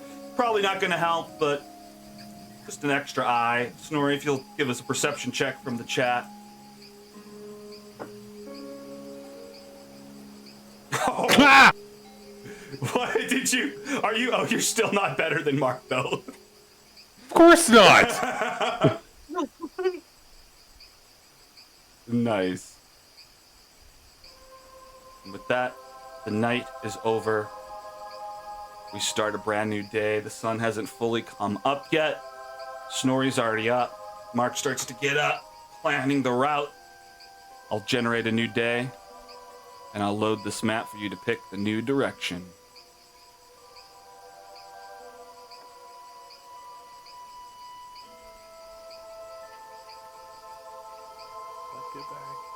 All right, where are we at? You're on a river.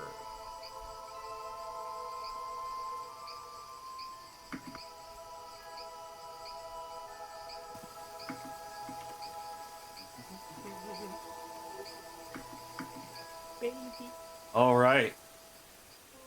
All right, Mark. In the morning, you always kind of create your little druidcraft bubble. See what the day's weather is going to be like. It looks like you immediately, it's going to be over 100 degrees. You're going to owe some extra water. But there's no rain, just some strong wind. In the afternoon, rain might pick up, and by the evening, you'll have some heavy rain. So setting up water catchers at that point might be a good idea. Otherwise, it's time to head out, pick a direction. Let's get that roll.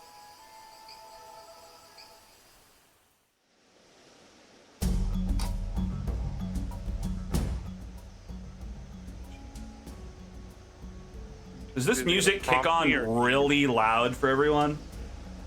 No. Okay. All right, good. All right, let me handle the extra water, and then I will prompt. All right. Is it prompting you? It is. It Okay, is. good. All right. Slow, normal, or fast. We always go normal, right? That's Yep. what you have been going, yeah. And if we go down, we're not. Are we going on the other side of the canyon? I would think so, like, because there is this side of the river on that Yeah. X. Yeah, I'll say that you don't have to cross it. Yeah, you've made it across. So going down is valid.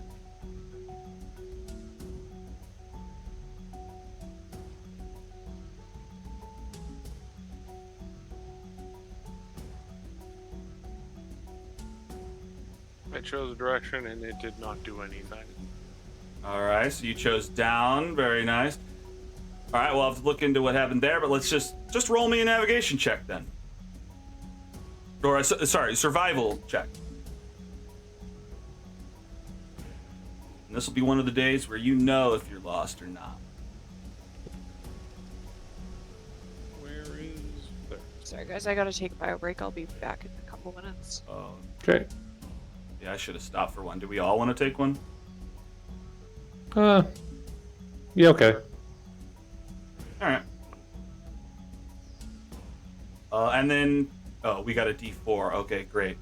So your DC was brought down to a 6, and 9 was a success. All right, yeah, let's take a break. Skibidi-doo. All right, let me look at what the fuck's going on here.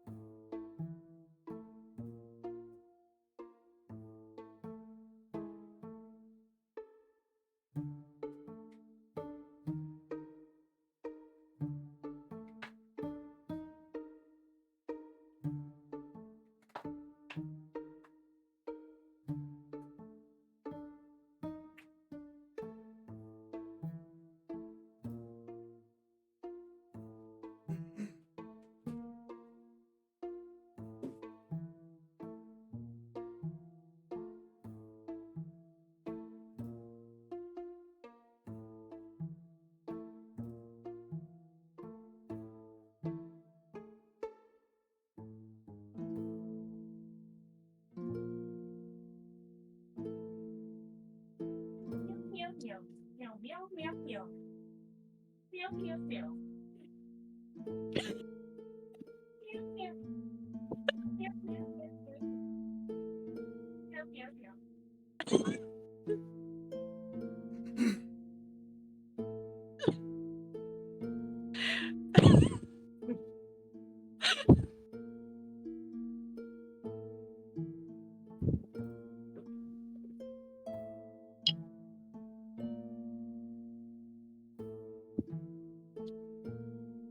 Are you just meowing to your cat? Yes. You didn't realize we heard all that?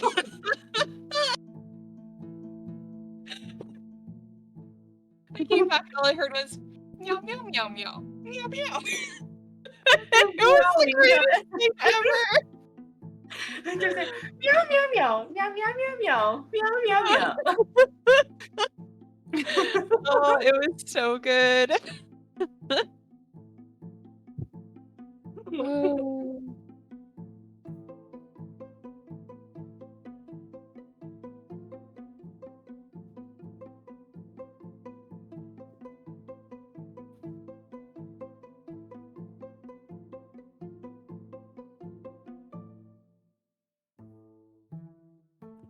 Poured myself a couple fingers of whiskey.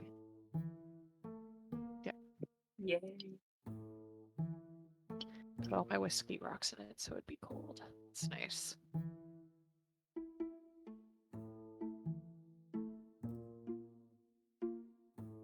Oh, okay, so Sean, for relevance, one of the people that I went on the trip with is the owner of Copperhead, that place that I get you guys booze from. Sean, you're muted. Oh, very cool. Yes, yeah.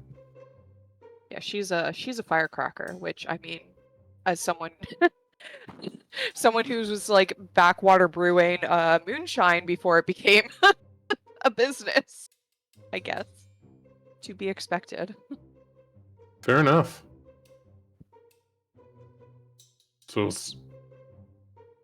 I mean, still cool. Cool that you get to hang out with them. Yeah. Yeah. Means you get an in if we ever go back.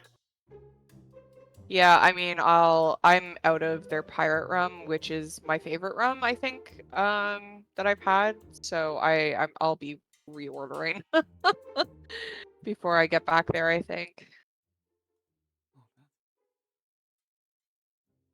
We're all back. All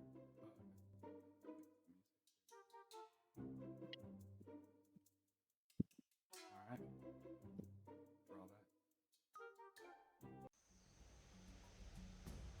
We're all back. Sorry, I Oh. just really need to go to the bathroom. Oh, it's all good. Well, we didn't take a break at all, so just everybody took a break. All right. Well, it's Marpanoth the 17th. Oh, well, I'm thinking of it. Did you take the 150 out of your inventory last time to pay Baru and Gondolo? Yeah, I paid them last. I took money out of my inventory. Okay. Yeah. Okay. Paid them last session. Yeah. Perfect. 150 gold. Hell yeah. All right, great. All right, well, you've headed down the side of the cliff, following the river as best as you can, trying to keep to mapped area so it doesn't get complicated or you get lost. Just heading down the river. Mark, make sure to cast guidance on himself, make sure best probability for the trip. And you stay on the path, you keep heading forward, heading towards your destination, which I guess is Needlebones. Oh, did you figure out, since it's a new day, Mm-hmm. did you figure out whether Faye has, Oh, yes, she does. sick? Yeah. Well, I mean, my character's not gonna know that, so, although I think, does Faye know about our werewolf curse? I'd imagine I that think she would so. have to know to choose to take it. But Yeah, does she know okay. is the question. Does she know? I think so. I think she knows. It came up. Like, yeah, Oh, because you she was gained there it in when I front of got her. bit. Yes. Yep. you're Yeah. right. Okay, so she Okay, totally cool. knows. So, yeah. So I don't know that she has a spell, but she knows that I am cursed. I mean, I guess on the trip she brings up that she'd been hearing about you guys' predicament and not being able to get to Mbala in time, she is able to learn that spell if you want her to. Would that make you more comfortable? Not having this looming? Yes, I would like to get rid of it. Thank you. Okay. Well, let's plan on doing that tonight then.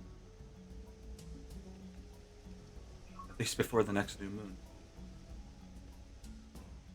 Alright. I think I fixed something.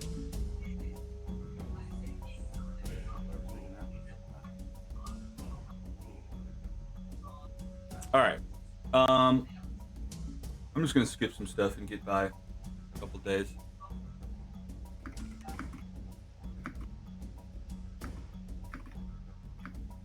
I think maybe we could work out a mechanism where if Zongo is full enough, we can just skip a number of hexes without having to gather stuff. You know, like you have enough supplies. Yep. I think that could be.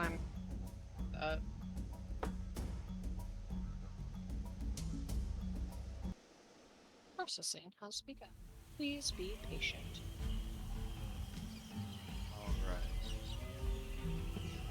Alright, finding another campsite. Let's see if this works correctly. Mark, we'll get a roll from you in the chat. See if you can find a campsite quickly. Ooh, 6, but with a +7? What's that, a 13? Alright. Not the best campsite, doesn't have any qualities, but it's something you can hunker down in at the very least.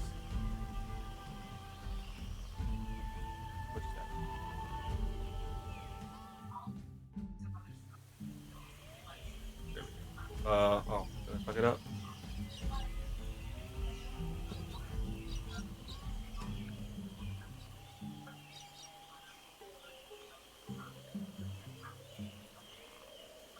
Alright.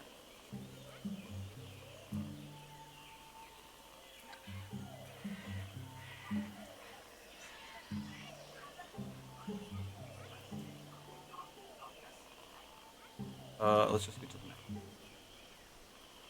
Yeah, and afternoon.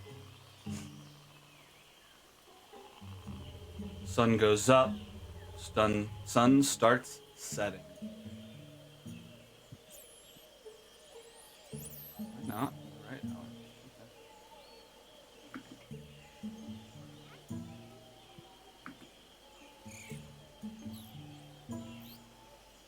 All right. I'm just gonna start it now. All right, fuck the automation. You guys sit down at the campfire that night. Mark, are you cooking anything special for dinner? Ooh, what do we get? Some weird monster on a kebab that I once cooked for us. Okay, so a monster on a kebab. Hell yeah! You're just trying to figure out. This is mystery kebab. Okay, it's like leftover meat. You can't see an arm or an eye on it. You're not sure which of the chunks these are, but kind of align them. Maybe with some peppers on a kebab. Start cooking those up. Yeah. Azaka. Apple bits. Okay, nice. Azaka. So we are getting absolutely no fiber in our diets right now, and it's gonna be bad soon. I don't have to worry about it. Nobody's warned me. That's true. Faye starts, I don't know, getting components together, preparing for the ritual. It'll be quick, but she's just getting ready. I guess this doesn't have to be a big deal. It doesn't have to be a whole thing. Do you have any last words before this is removed forever?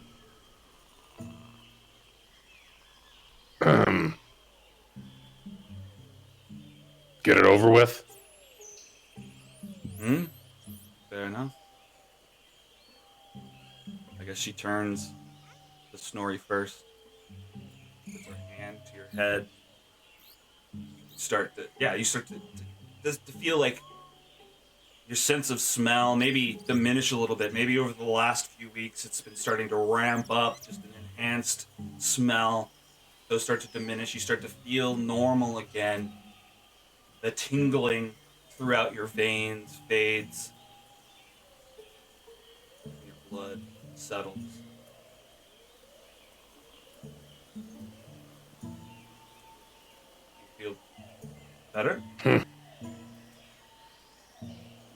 mean, I don't feel worse, so I'll take it. Cool. Thank you. Sorry, I was distracted by the music. Did we just get curse cast on us? Yes, Yes. you did. I was like bobbing back and forth, really soaked into the like the do. No? Yeah, that's part of it. The ritual's happening, and you just kind of fade out. You're zoning into the good feelings that start to absorb back into your bodies. The tingling and the tickling of the curse is now gone, and yeah, you feel good. You almost don't notice. You look up. Did you do it? Is it out? No extra fur anywhere.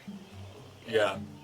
Oh yeah, I guess your bite marks, they start to seal up.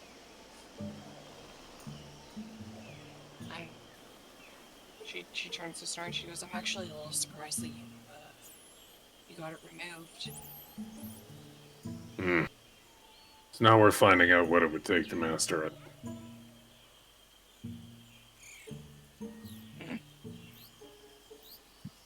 It's lucky. Problem, I guess it's lucky we ran into each other. I'm out here looking for my brother, or no, not my brother, my friend Marty. He's been lost for a while. I don't know how long I can stay with the group before I have to set out and do that, and I guess Azaka is trying to get her mask back, so... But you saved our lives, so we owe you that. We'll stick around for a little bit, but eventually we're gonna have to go our own way. Makes sense.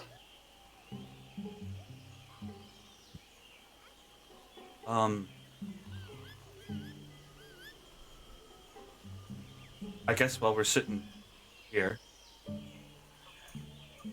I mean, what led you? I don't know what to ask. I'm just interested in your story. We've been through a lot, and it seems kind of crazy. These visions and all that stuff, and I don't know.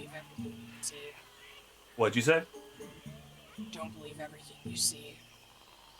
Well, that's fair. Yeah, I mean, I'm not following vague visions. I've heard rumors that my friend has gotten caught up in some sort of pirate nonsense. I don't know. He's working with... Well, look, on my way in, I met a pirate, asked him about Marty.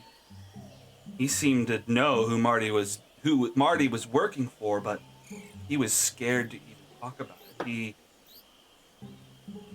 I got it out of him, but he wouldn't say more. He said they were just working for the twins.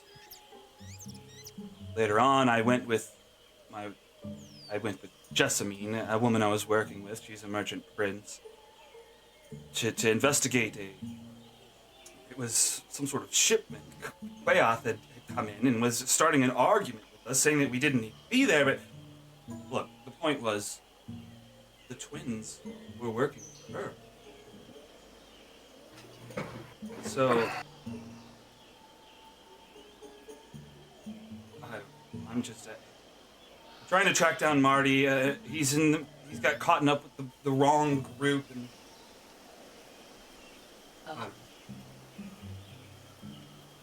Might find them eventually if you stick with us. We have a bunch of places we need to be. We might run into pirates eventually. oh no, yeah, I wasn't saying that we have to. I just kind of, I guess, getting it all out there, telling my tale. So I don't know. I guess if you ever see Marty, Sigrun has been making notes in her book. what? Sigrun has been making notes in her book about her tale. Oh, okay. Yeah. There's more details to her tale, but I might just not read that to you. I might just send it to the guys in chat or something. Yeah. and not I waste mean, time, but yeah. yeah. Well, I guess it's that time. I'm gonna head to bed, guys. Zaka, good night.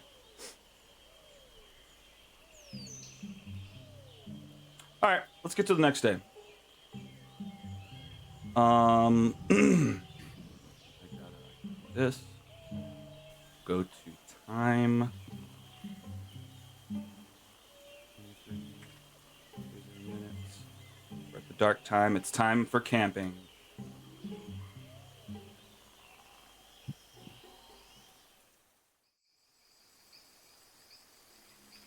The night begins with a heavy, heavy rain coming down. You guys set up rain catchers, collect as much as you can, fill up Zongo by the next morning. Start collecting water and rations to hand out to everybody. And we start the first set of watches. Stop holding ration.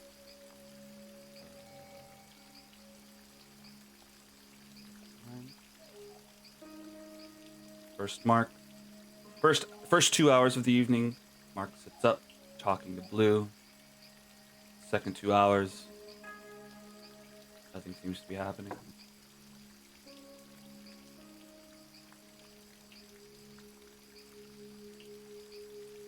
Music is on for this section. Thank you. Yeah, I figured if we were gonna loop through the morning, afternoon, and night, I'd have themes automatically come up, provide a little bit more. All right, Snort. Well, I think your intention was not to be on watch, just to be there with them. Or do you not want to be asked for these watch checks? I just assumed I said I was helping. Oh, okay. Yeah, I hear that. Okay. Well, I'm just gonna click it just because we're there. But I think Mark is doing the best. Or wait, what do you mean? When you say you're helping, you mean advantage for Like the him, help or you're action. rolling? Okay, yeah. So advantage for him. Help, actually. All right. Seems like nothing chose to attack you tonight. Starting on a fresh day. Let's see how far we can get. You're getting closer and closer to Needle's bones. How many miles away are we? It's about 60 miles away. You just keep on trekking down the river Olang. Just generate a new day. And then get a check from Mark.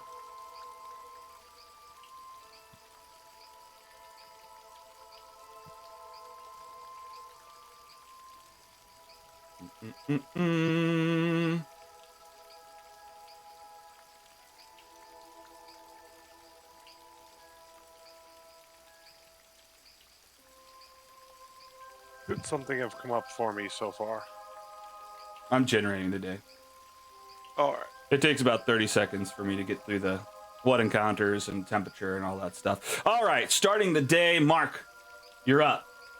Looks like today is free of extreme heat, and it's going to be raining heavy during your travel, but the rest of the day is open skies. You head out, the jungles to your side, the rivers to your left, trying not to step off the cliff and fall in.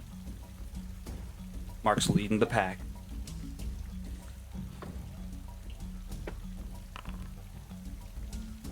I think when we do our next move downwards, we should probably switch to the other side. I think we have to. Yeah, because we did cross the river, so. All right, so you clicked track, not navigate. That's fine. But that means your direction is determined by the thing you are following. So which direction did you want to go? I can just control it. That way? All right, got it.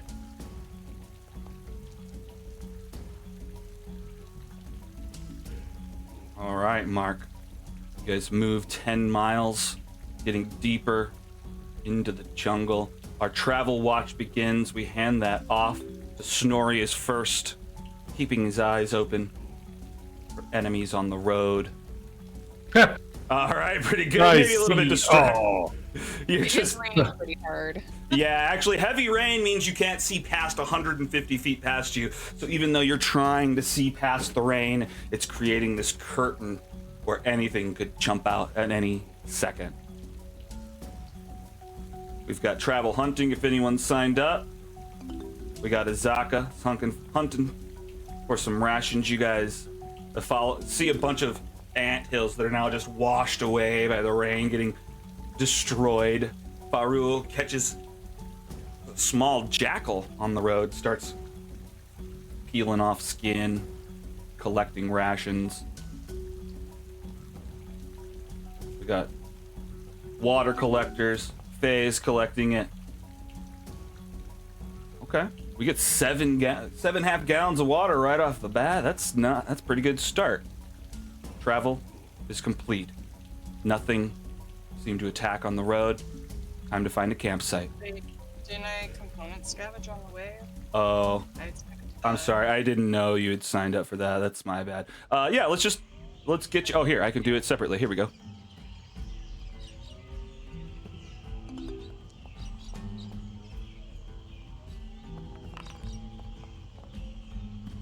Hell yeah, you find some dandelions, dog.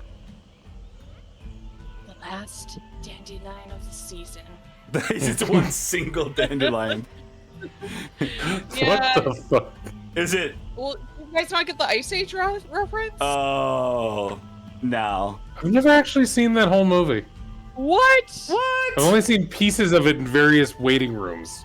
Oh, Wild. so you have no investment in the acorn. Oh man, the acorn was my childhood. You're right. Oh, that's the squirrel in that acorn? Yeah. Yes. Yes. Yeah. So you know that. Is Well, this- yeah, that was everywhere for a while. That was even like in stuff outside of Ice Age. Yeah. Yeah, that's true. Is this a dead dandelion that's blowable or a yellow dandelion? Oh no, Alex, what is it? Well, I Yeah. mean, I don't. I could decide on one. I just didn't know if one was better for you. It's a dead one that you can blow. Sick. She finds it, she plucks it, she blows it. It's very sick. Okay, roll a d20. I just decided this, and you can make a wish. Let's see what fucking happens. Sick. Thanks.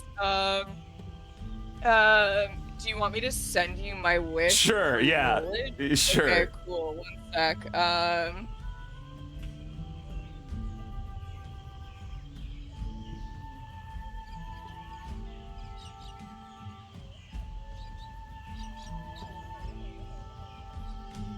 While she's doing that, Mark, we'll put you to the task of finding the campsite for today. What's your survival check like? Please roll See. for me. Roll for you? Got it. Oh, here it Here's comes. my d20. Oh, that's your. Roll for 10. It's a 10. Okay. All right. Mark rolls a 23, immediately finding a good campsite, leaving 7 extra hours in the day. What fucking happened? Oh, nothing. I just wasn't patient enough. I put that notification to be patient. All right, great. All right, what are you guys doing over the afternoon? Anything cool? Anything crazy? Just hanging out at camp? Oh, I guess I'll have some crafting to do. Okay. Snorri gets down to just convert some of the animal parts he's got into some of their essences, craft those up, save some weight. I'm gonna try to make the camp hidden. All right. I have a +5 stealth. I have to get it at some point.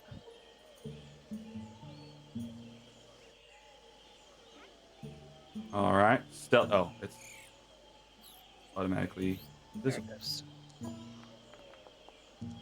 Oh, nice. Nice. How do you do that? She summons her unseen servant as she typically does when we're setting up camp to help out. And I think what she does is she looks at the surrounding foliage and kind of studies it for a little bit to see what helps naturally hide things. And she goes out and gathers a bunch of that stuff and starts piling it up strategically around the camp to try to hide it a bit better. Hell yeah. Nice. Margarita, what about you? How do you spend your day? It doesn't have to be any of these, it can be, but what does Margarita do with her spare time? Scavenging. You want to scavenge some stuff? All right. Yeah. All right. So you go scavenging, just trying to pick up some component parts, maybe make a poison or whatnot. All right, you're going to go scavenging. What's Mark doing with his afternoon? Can't talk at the moment. Oh. Just chilling, keeping watch. And Sigrun's back at camp, hanging out. What's Snorri doing? Are you hunting today? You did a little bit of crafting, but not much. So I guess I'll go gathering too. Okay, gathering some stuff. Let's get you on. Just random stuff. Just whatever random stuff you can find on the ground. Some rocks, a seashell. Great. All right. Let's see. Do we have water? Let's just see if we have water gatherers. Nobody. Component gatherers. Now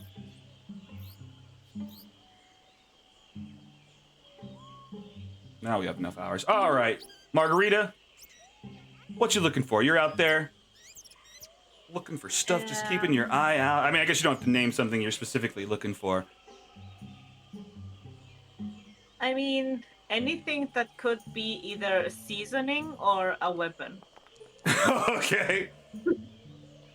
Seasoning or a weapon. All right. Well, you found a stick. You're not sure. Yeah, this could probably hurt someone. It's definitely not seasoning. Snorri, though. Is it a cool stick, though? I think it's pretty cool. Depends on who you ask. But Snorri comes back finding this long, snaking vine of like bright green. It seems to be a serpent vine of some sort. Huh. Cool. Pretty cool. Another cool stick. Yeah, it's just another. It's a little bit more wobbly than the other one. Okay. All right. Just speaking out loud. Technically, right now, you can do these every hour. I think that's a lot. Technically, in the DMG, it says like for water and food, it's just one roll. Unless we really need something. Yeah. We want to do all the rolls. We can clarify, right? Yeah. Is everybody else okay with that? Yeah. Mm-hmm. Yeah. Until you're low on something, we won't go hour by hour. Yeah. I think what I'm going to work on is if you go hour by hour, those are set amounts. But if we want to do one roll for the whole day, it's a little bit more. But I don't know. I want to create both options. Just to speed things up and yeah. keep it fair for everybody. I mean, I think we're definitely faster than before with the automation, but I want to keep adding to it. So if you're saying we can do for 1 hour, is that also the scavenging? That's how it's built at the moment, but that's just a lot of time in the afternoon to deal with. And it varies depending on how quickly you find your campsite. But yeah, you have 7 hours right now, and we can spend all 7 hours, but then that's just not exciting. Like, the plus side that makes it exciting is that every hour the encounter could come up, but it may not. All right, let's just fast forward through it then. All right. If you want to do something else, No, it's all good. Okay. All right. New evening, new watch check. Let's gather the water. No.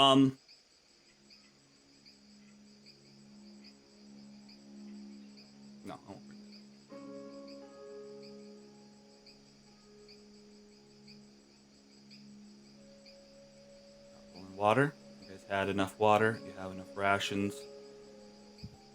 Give them out. Oh, I need to be remembering to actually run the rest. Yeah, I don't think we've actually had a long rest in a little bit. Yeah. Like, mechanically. Mm-hmm. Yeah.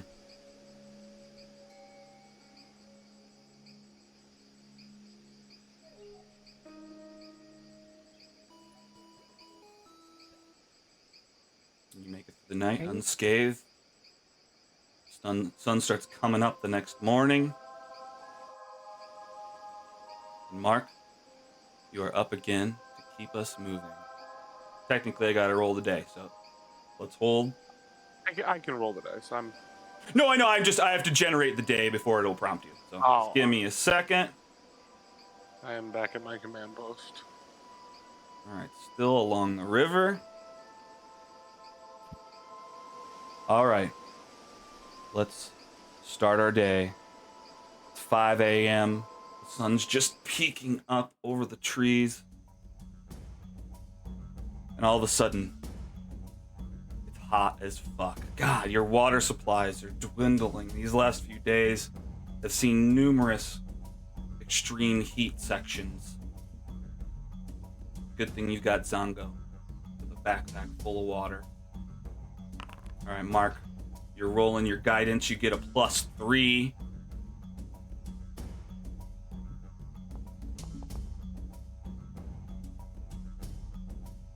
All right, we travel another hex to the south. Begin our travel watch. Snorri keeping an eye on the road, making sure nothing attacks. Yeah.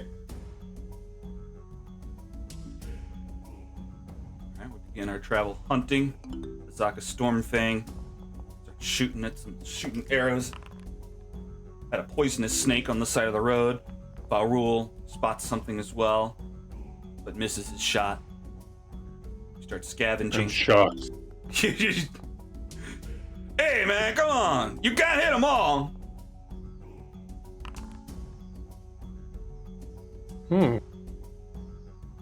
Cinnabar. Oh, and Sigrun comes back with some cinnabar. I did? You sure Oh, I did. didn't get to roll that. Oh, okay, that's fine. That's true. Cool. Well, we can decide right now. I'm okay with not rolling it. If it makes it go faster, I'm okay with not rolling it. I figure the hunting, the water, and the scavenging will just be an auto roll. Yeah. All right, travel water coming in.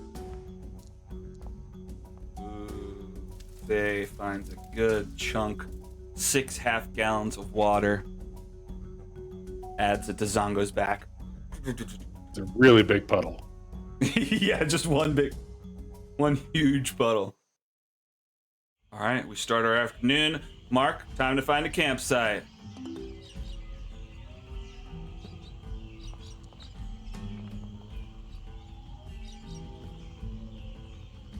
Oof. Okay.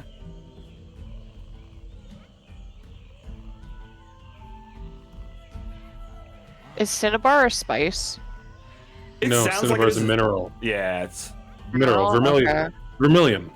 It's a vermilion rock. Sick. It's like a bright Okay. red, grainy mineral. all right. What has happened? Oh, nothing. Just gotta wait. All right. Got a Just give campsite. Mark all my cooking ingredients. There you go. Although he doesn't have a lot of room to hold stuff. I mean, they should be tiny and inconsequential. That's probably true. They're probably Grand scheme of 0.01. Yeah. All right. Got 6 free hours to spend today gathering and whatnot.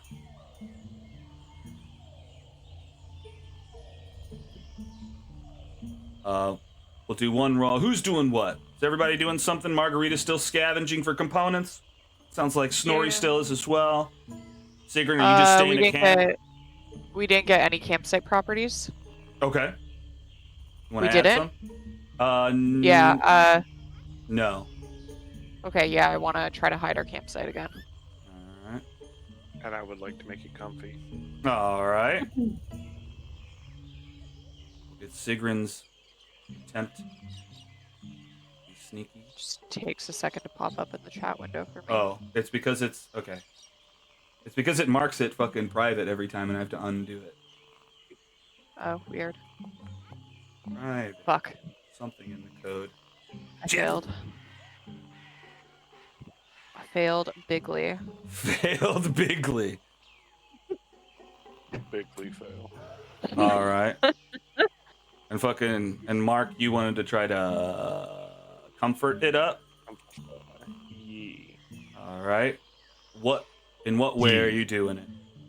Survival check again? I'm going to look for comfy moss. Oh, okay, some Ooh, good perception. idea. Oh, yeah, good idea. All right. Let's do it. Also, just Don't you genuinely have good idea to make Druidcraft? Can't you comfy. just make comfy moths?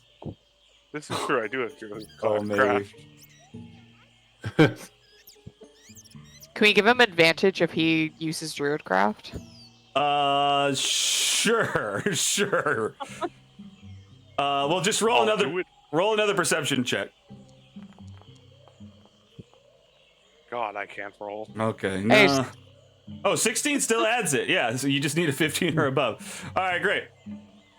All right, let's get some. Oh, At least we're not sleeping on rocks tonight. yeah, you got some. What did you? I guess you found some moss just on the ground, brought it over. Yeah, and then made it grow with Druidcraft. Oh, made it That's sick. spread out across the. I love that. All right, Margarita, you're scavenging, looking for some sort of something poisonous, maybe a bigger stick. Oof. Maybe find next a time, bigger Margaret. stick. You find a bigger stick. You just keep swapping out sticks for bigger ones, but nothing you can quite craft yet. Guys, it's not the size of the stick that matters. Yes, it is.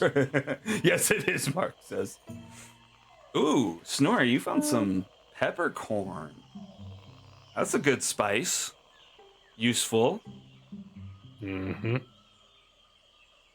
we have hunters? No, we don't. All right, let's in the afternoon. That's what you guys find today. Next day. Actually, Mark, you've got some spell slots. Maybe add some water. Are we low? Yeah. Yeah, that's a good Nope, idea. We can use Oh. more though, right? I think it's up at the top what we have. I would like. Yeah, we have. I need to program a way so you know the accurate number. But yeah, those numbers are what you've gathered today. What is our max water? The maximum you 28, can I think. have. Yeah. Technically, there should be a max. I mean, I guess your max is Zongo's carrying capacity, but you're at half right now. Am I answering the questions you want? Yeah, I think so. Okay, I don't know if I'm answering the right questions. To tell you, Zongo has 65 half gallons of water right now. The numbers in red are how much you guys use up a day. Oh, so we still got lots. Still got a good amount. I mean, a few days of water, yeah. Okay. If I would have had to cast this before the long rest, right? Just in case something happened. Mm-hmm. Right. Could I have just used my level ones? Sure. Whatever you want. Yeah. Because I could have. So we would add 40 gallons of water. 40 gallons. So 80 half gallons. All right. Sure. We've got it. It fits. 145 half gallons of water total. Lots We're of in water. water for a while. Thank Yeah, you, you'll be Mark. drinking up. Good idea, Mark. Ignore the iron taste. It's got an iron taste. Like rusty water. Yeah. Mm, Well, that's funny. That checks out. That makes sense. Yeah. I don't like this anymore. It It is weird. incentivizes us to collect water still. All right. Like the Either jungle drink water the rusty tasted. water, or you can dehydrate. These are your choices. Uh-huh. Good for my water. I still don't like it. My water, my rules. My water, my rules. Do you want me to turn this car around? Because I will. He's navigating. I'll get you lost. I swear to God. Are we gonna get to Needle's Bones before the end of session?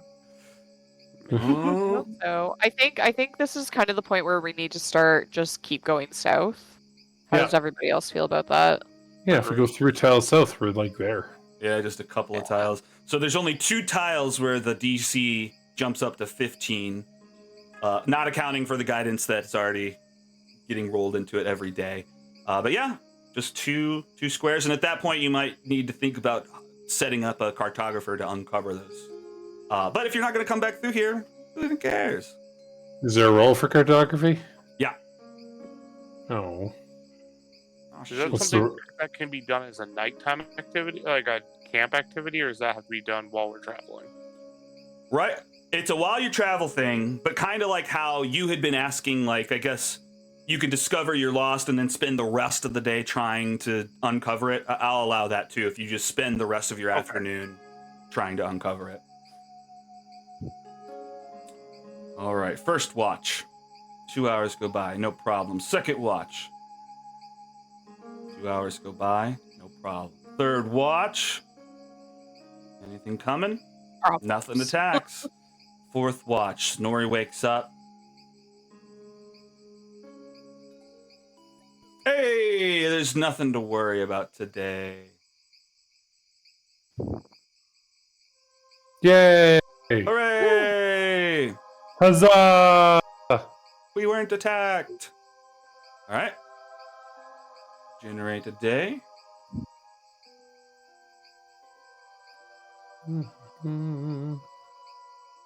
Morning wind is set. Afternoon rain. Afternoon rain. No. Temperature. Evening temperature. Oh. All right. The winds start out strong in the morning. Just a light rain blowing through the trees. It's only about 99 degrees. No one has to drink any water, but it is kind of hot. In the afternoon, you'll see some more light rain, but then that'll be it. Although in the evening, it's going to be crazy hot. You guys start out on the road. Mark, lead us forward. Lead us to the promised land.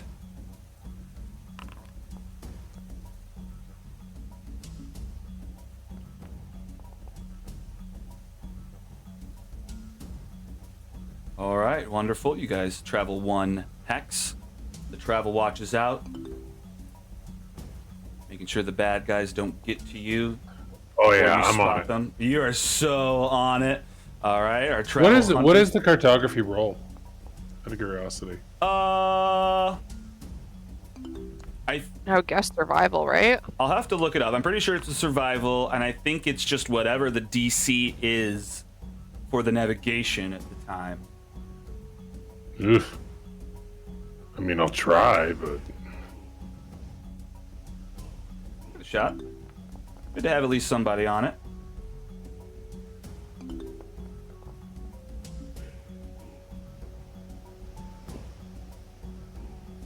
In the 4th hour of the morning, you guys walk through just an intact circle of standing stones. Just a big, perfect circle of big monolithic stones. Interesting.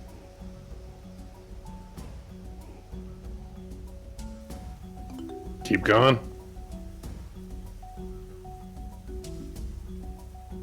The water boy scoops up all the drips he sees. I want to Scoop fix up the liquid last. to bottle it to condensation.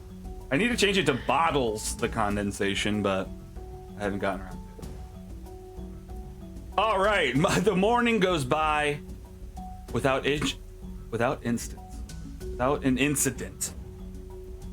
You guys go to set up a campsite, but Mark, you spot something through the tree.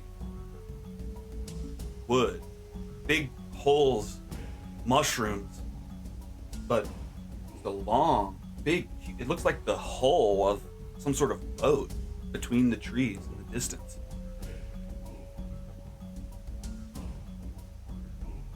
What do you think?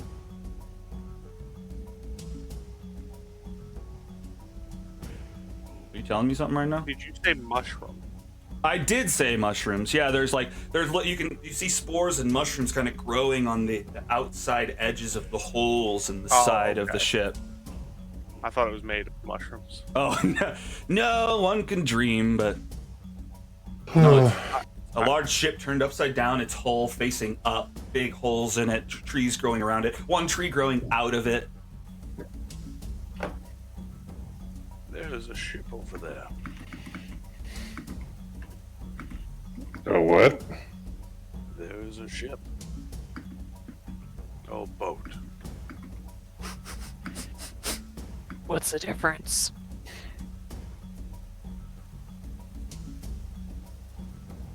Size. Mark is just silent. What was your answer? Size. Yeah, size. That's true. Probably. Really didn't think size mattered that much, but okay.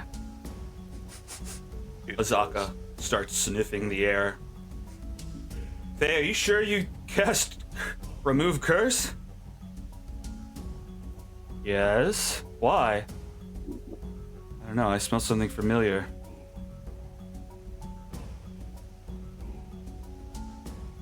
You guys doing anything? Active perception? Okay, sure. Yeah, I agree. Are we looking for things? Come on, man. That is my third two Yes. tonight no. on perception checks. We are looking for things. Today's What just is it, the not random the seed on day. this? God damn it. Can I be the eyeball? Sure. Oh, that's your roll? With a 10, though, it's still pretty good. All right. Snorri and Sigrun are trying to just see what they can see, watch the area spinning around. Mark, you spot a creature, small. Within the darkness of the ship, kind of step out into the light. It's entirely made of plant. It's got mushroom spores growing off it all over the place. And it's got a little spear in its hand. Big old eyes. I wave kindly to it. Okay. Well, for sure. Oh, no. I haven't checked what Margarita's doing. Are you doing anything, Margarita? I'm just. Are you sure? Are you sure? He's just waving. Oh! What could it do? Look how small it is. He starts clapping and snapping his fingers and doing like, not with his mouth, but just like, it's just like a weird drum beat he's doing into the inside. And then more of them start to come out with the spears over their head. They start to come towards you guys. God damn it. So we're killing monkeys? Is that what's happening now? We're killing monkeys again. Emerging with them, one of them is riding on the back of some sort of quadrupedal creature, but also just spores of mushroom grow out of the top up towards the sun. This is what these guys look like. I mean, Mark, do you want to try Never mind. Do you want to try talking to them? They step into the sun. No! Whoa! No, thank you. We'll kill No them. talking, just killing. Yeah, I think this is just a die on sight. What if they're friendly? No, I No. don't care. We're I'm killing not. it. I'm Those, not. those look like Snorri they're says. dead and infested with mushrooms. Oh no. Time to die. Time to Be as close die. as be as close as possible because I'm definitely gesturing. They're like, look, they're friendly. Okay. All right, hang on. I envisioned you on this other side. Oh, well, if you envisioned us there, then Well, I there's guess holes we on the can. other side. Go there. All right, so where are you? You're like up closer. Yeah, which one? Yeah, wherever you want to put me. Oh, look, they're friendly. I imagine you're not like in their face because they can still come towards you, but Yeah. yeah. Oh, I'm so excited to explore an abandoned ship. Let's fucking do it. Waiting for Alright. them to attack, they go, not friendly, not friendly. Start the plane! Start the plane! Glad Alright. everybody got that reference. I knew Caitlin at least would get that reference. Oh, yeah, of course. Classic for any archaeologist to get that reference. Is that a snake? Why does it always have to be snakes?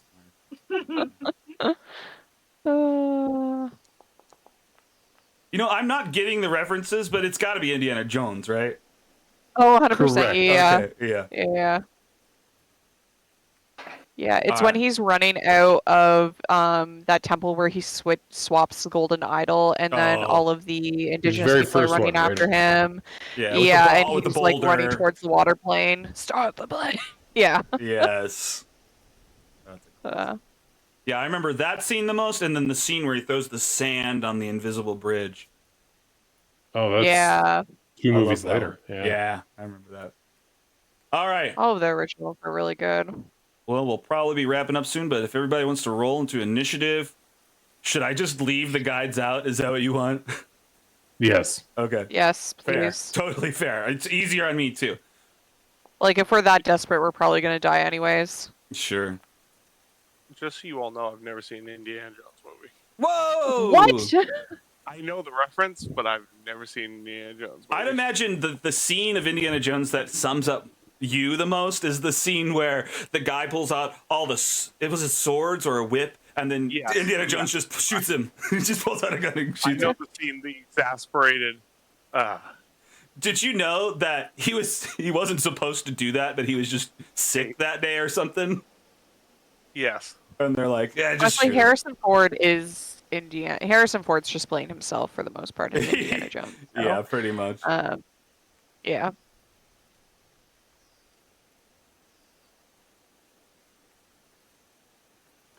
It's Oh, not alright. letting me like. Or Do is what? it? What's Like throw initiative.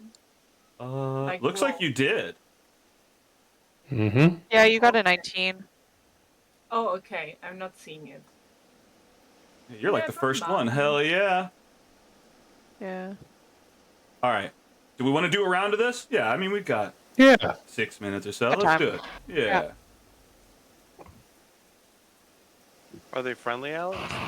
They're so friendly. Let me look at the details. I have an idea. I just don't want to Damn. address something. What? Oh no, just they're going. At least one of them's going first. So.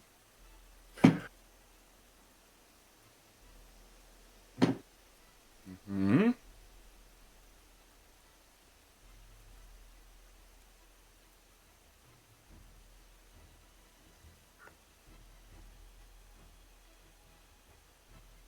Yep. All right, cool. All right, yep. So first guy spots Mark just waving at him. He points towards him. The others start to notice. And he starts heading. Oh no. Uh, You didn't long rest us at all when we were well, sleeping. let's do it now then. My bad.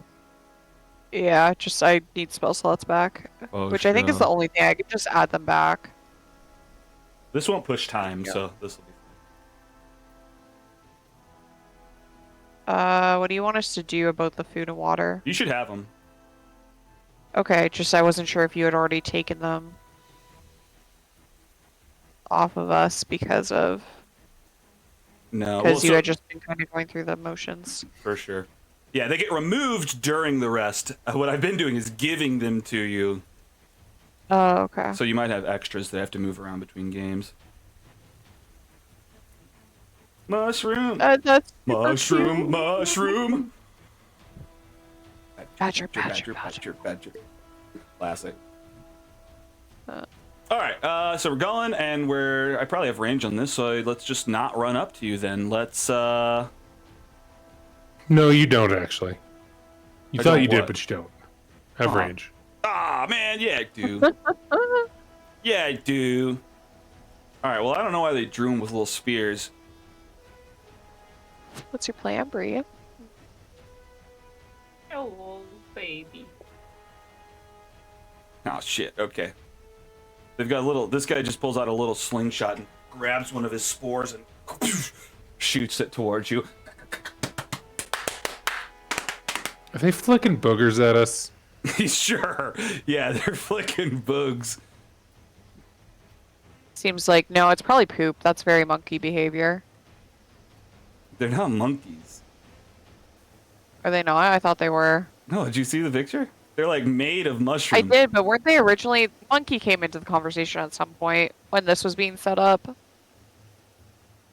I don't know, but You guys brought up monkey, and I was confused. Okay. I thought there were 4 people. And it wasn't me who brought it up either. It was somebody else. well, the monkey was brought up. Sean, you're muted. I'm actually not. Oh, you were just making faces at me. Said everything I needed to say with my eyes. Okay. All right. Let me rush. Get closer and keep attacking. Oh, is this guy fucking? No, this is cool. All right. Just shoot another spore seed at you. Jeez, these guys suck. Okay. Great. We passed it off to Margarita. They're shooting slingshots at Mark. They're grouping up. They're coming out of the hull of the ship. What do you do, Margarita? I just move forward and try to hit them with one of my javelins. Okay.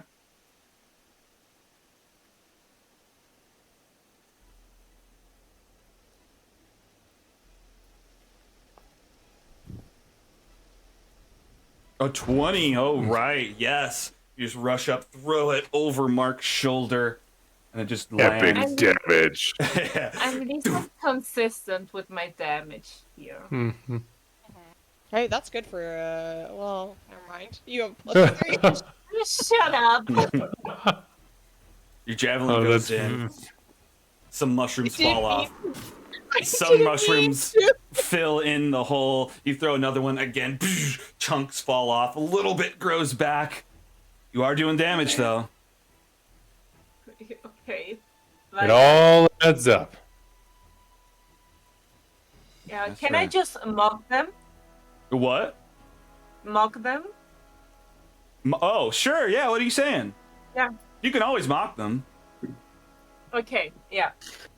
Perfect. They cast silence that- on you. You can't say anything. Never mind. My God. I'm joking. What did you say to him? Nothing. I'll just like imitate their sounds. Oh, yeah. Everything you needed Just to say, like- you could do with your eyes. I get it. I just like dance the Macarena. Like, Oh, yeah. Like you mean nothing to me. I'm not scared. Yeah. For sure. All right, Margarita, having launched 2 javelins, does a little bit of damage. Sigrin, you're around back. What you doing? Which one of these have taken turns? guy. Both of them. Where's the second? Isn't there another one back here? Has this one taken a turn yet? No. I don't Oh, think there I they can't are. get close enough anyways, I don't think. Which is unfortunate. Yeah. I'm gonna...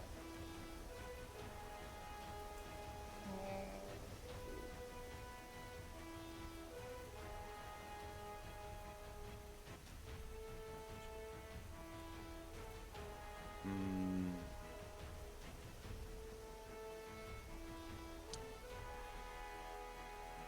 There, I can see it. There. What?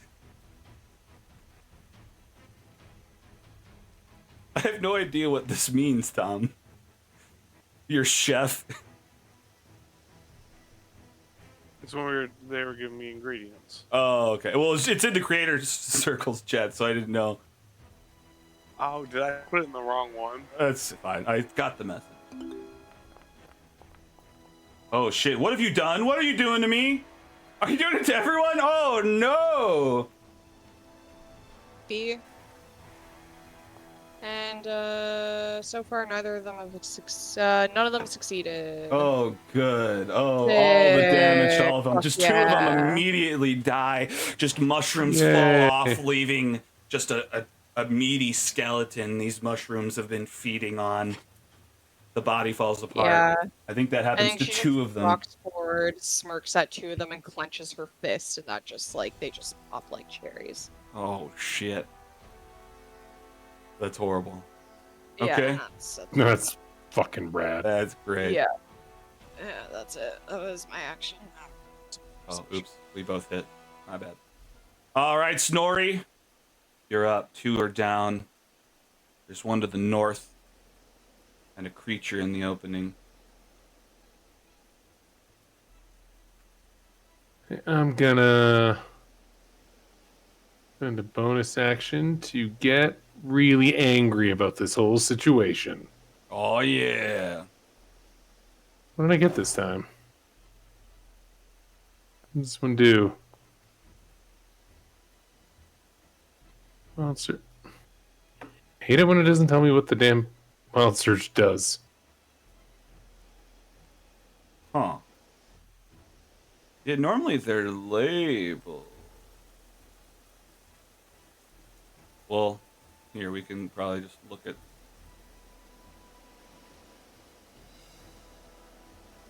God damn it.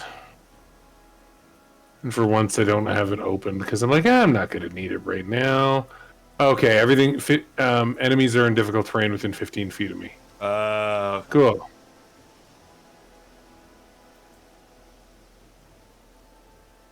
We're gonna.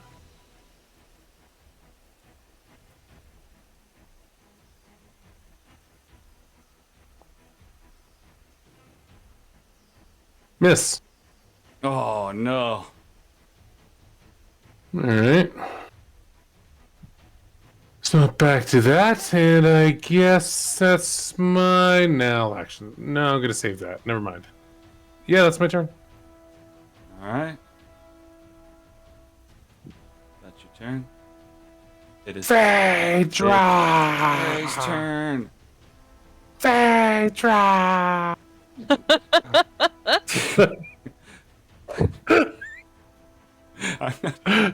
I'm not sure to be flattered or if you're making fun of me, but thank you.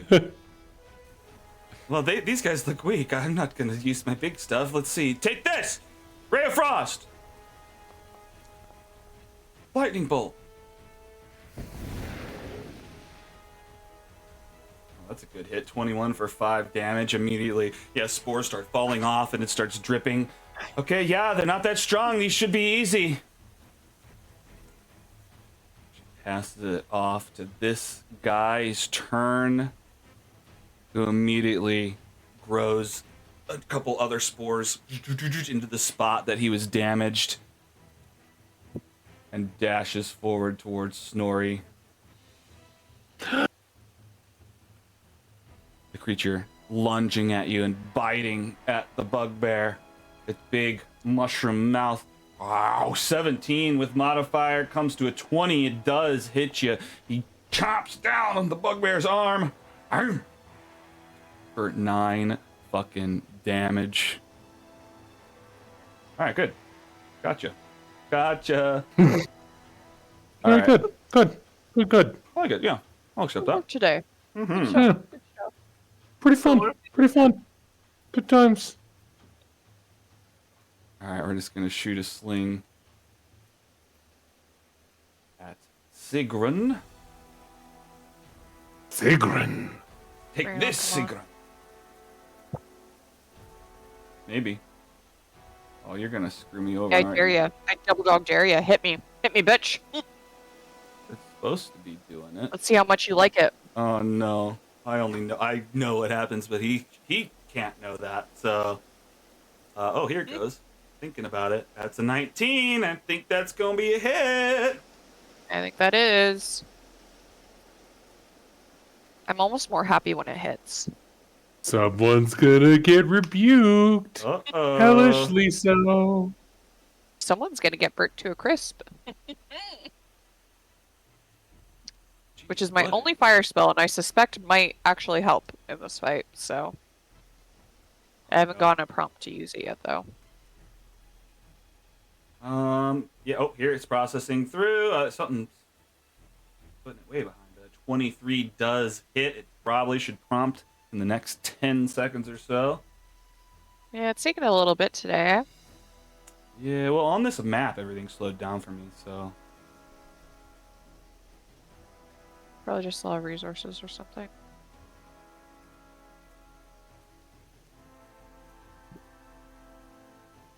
All right. Well, I mean, it's probably gonna pop up, but what's he got to do?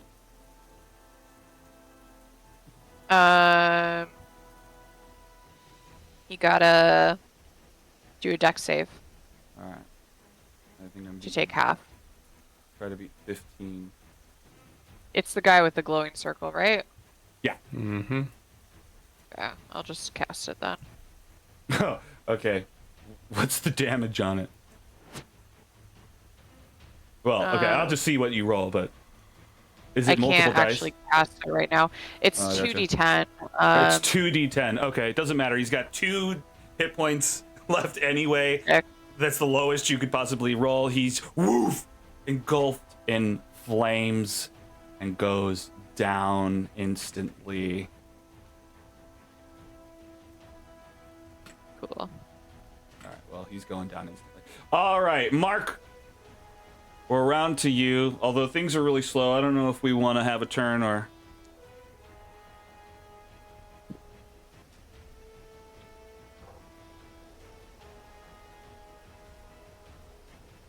I'll just go real quick. All right, let's see what happens. Can I move? You switch it over to his turn, Alex. Oh, is that what it is? Yes, it is. Gracias. De nada.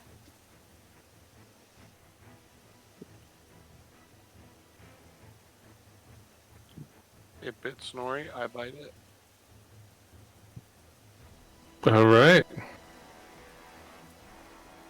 I swear, when I click this button again, it's going to process both.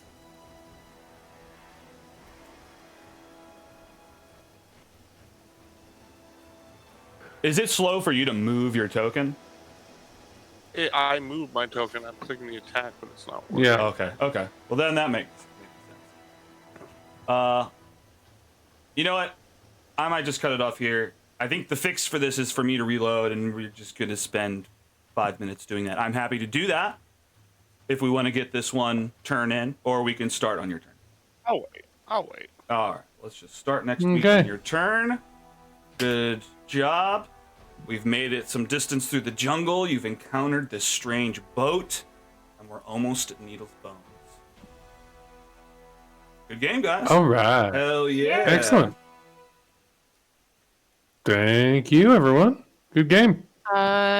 Inspiration. Oh, inspiration time. Who did the coolest stuff? I think Sean did yanking Thanks. 2 things out of the air. Oh, yeah. Yeah, I think Snorri gets Alright. it. You're right. Yeah. You're absolutely right. Mhm. All Thank well, you. I'll make it happen. No problem. Good night, folks. Good night, everybody. All right. Good night, Bye. y'all. Good night, everyone. game. See ya.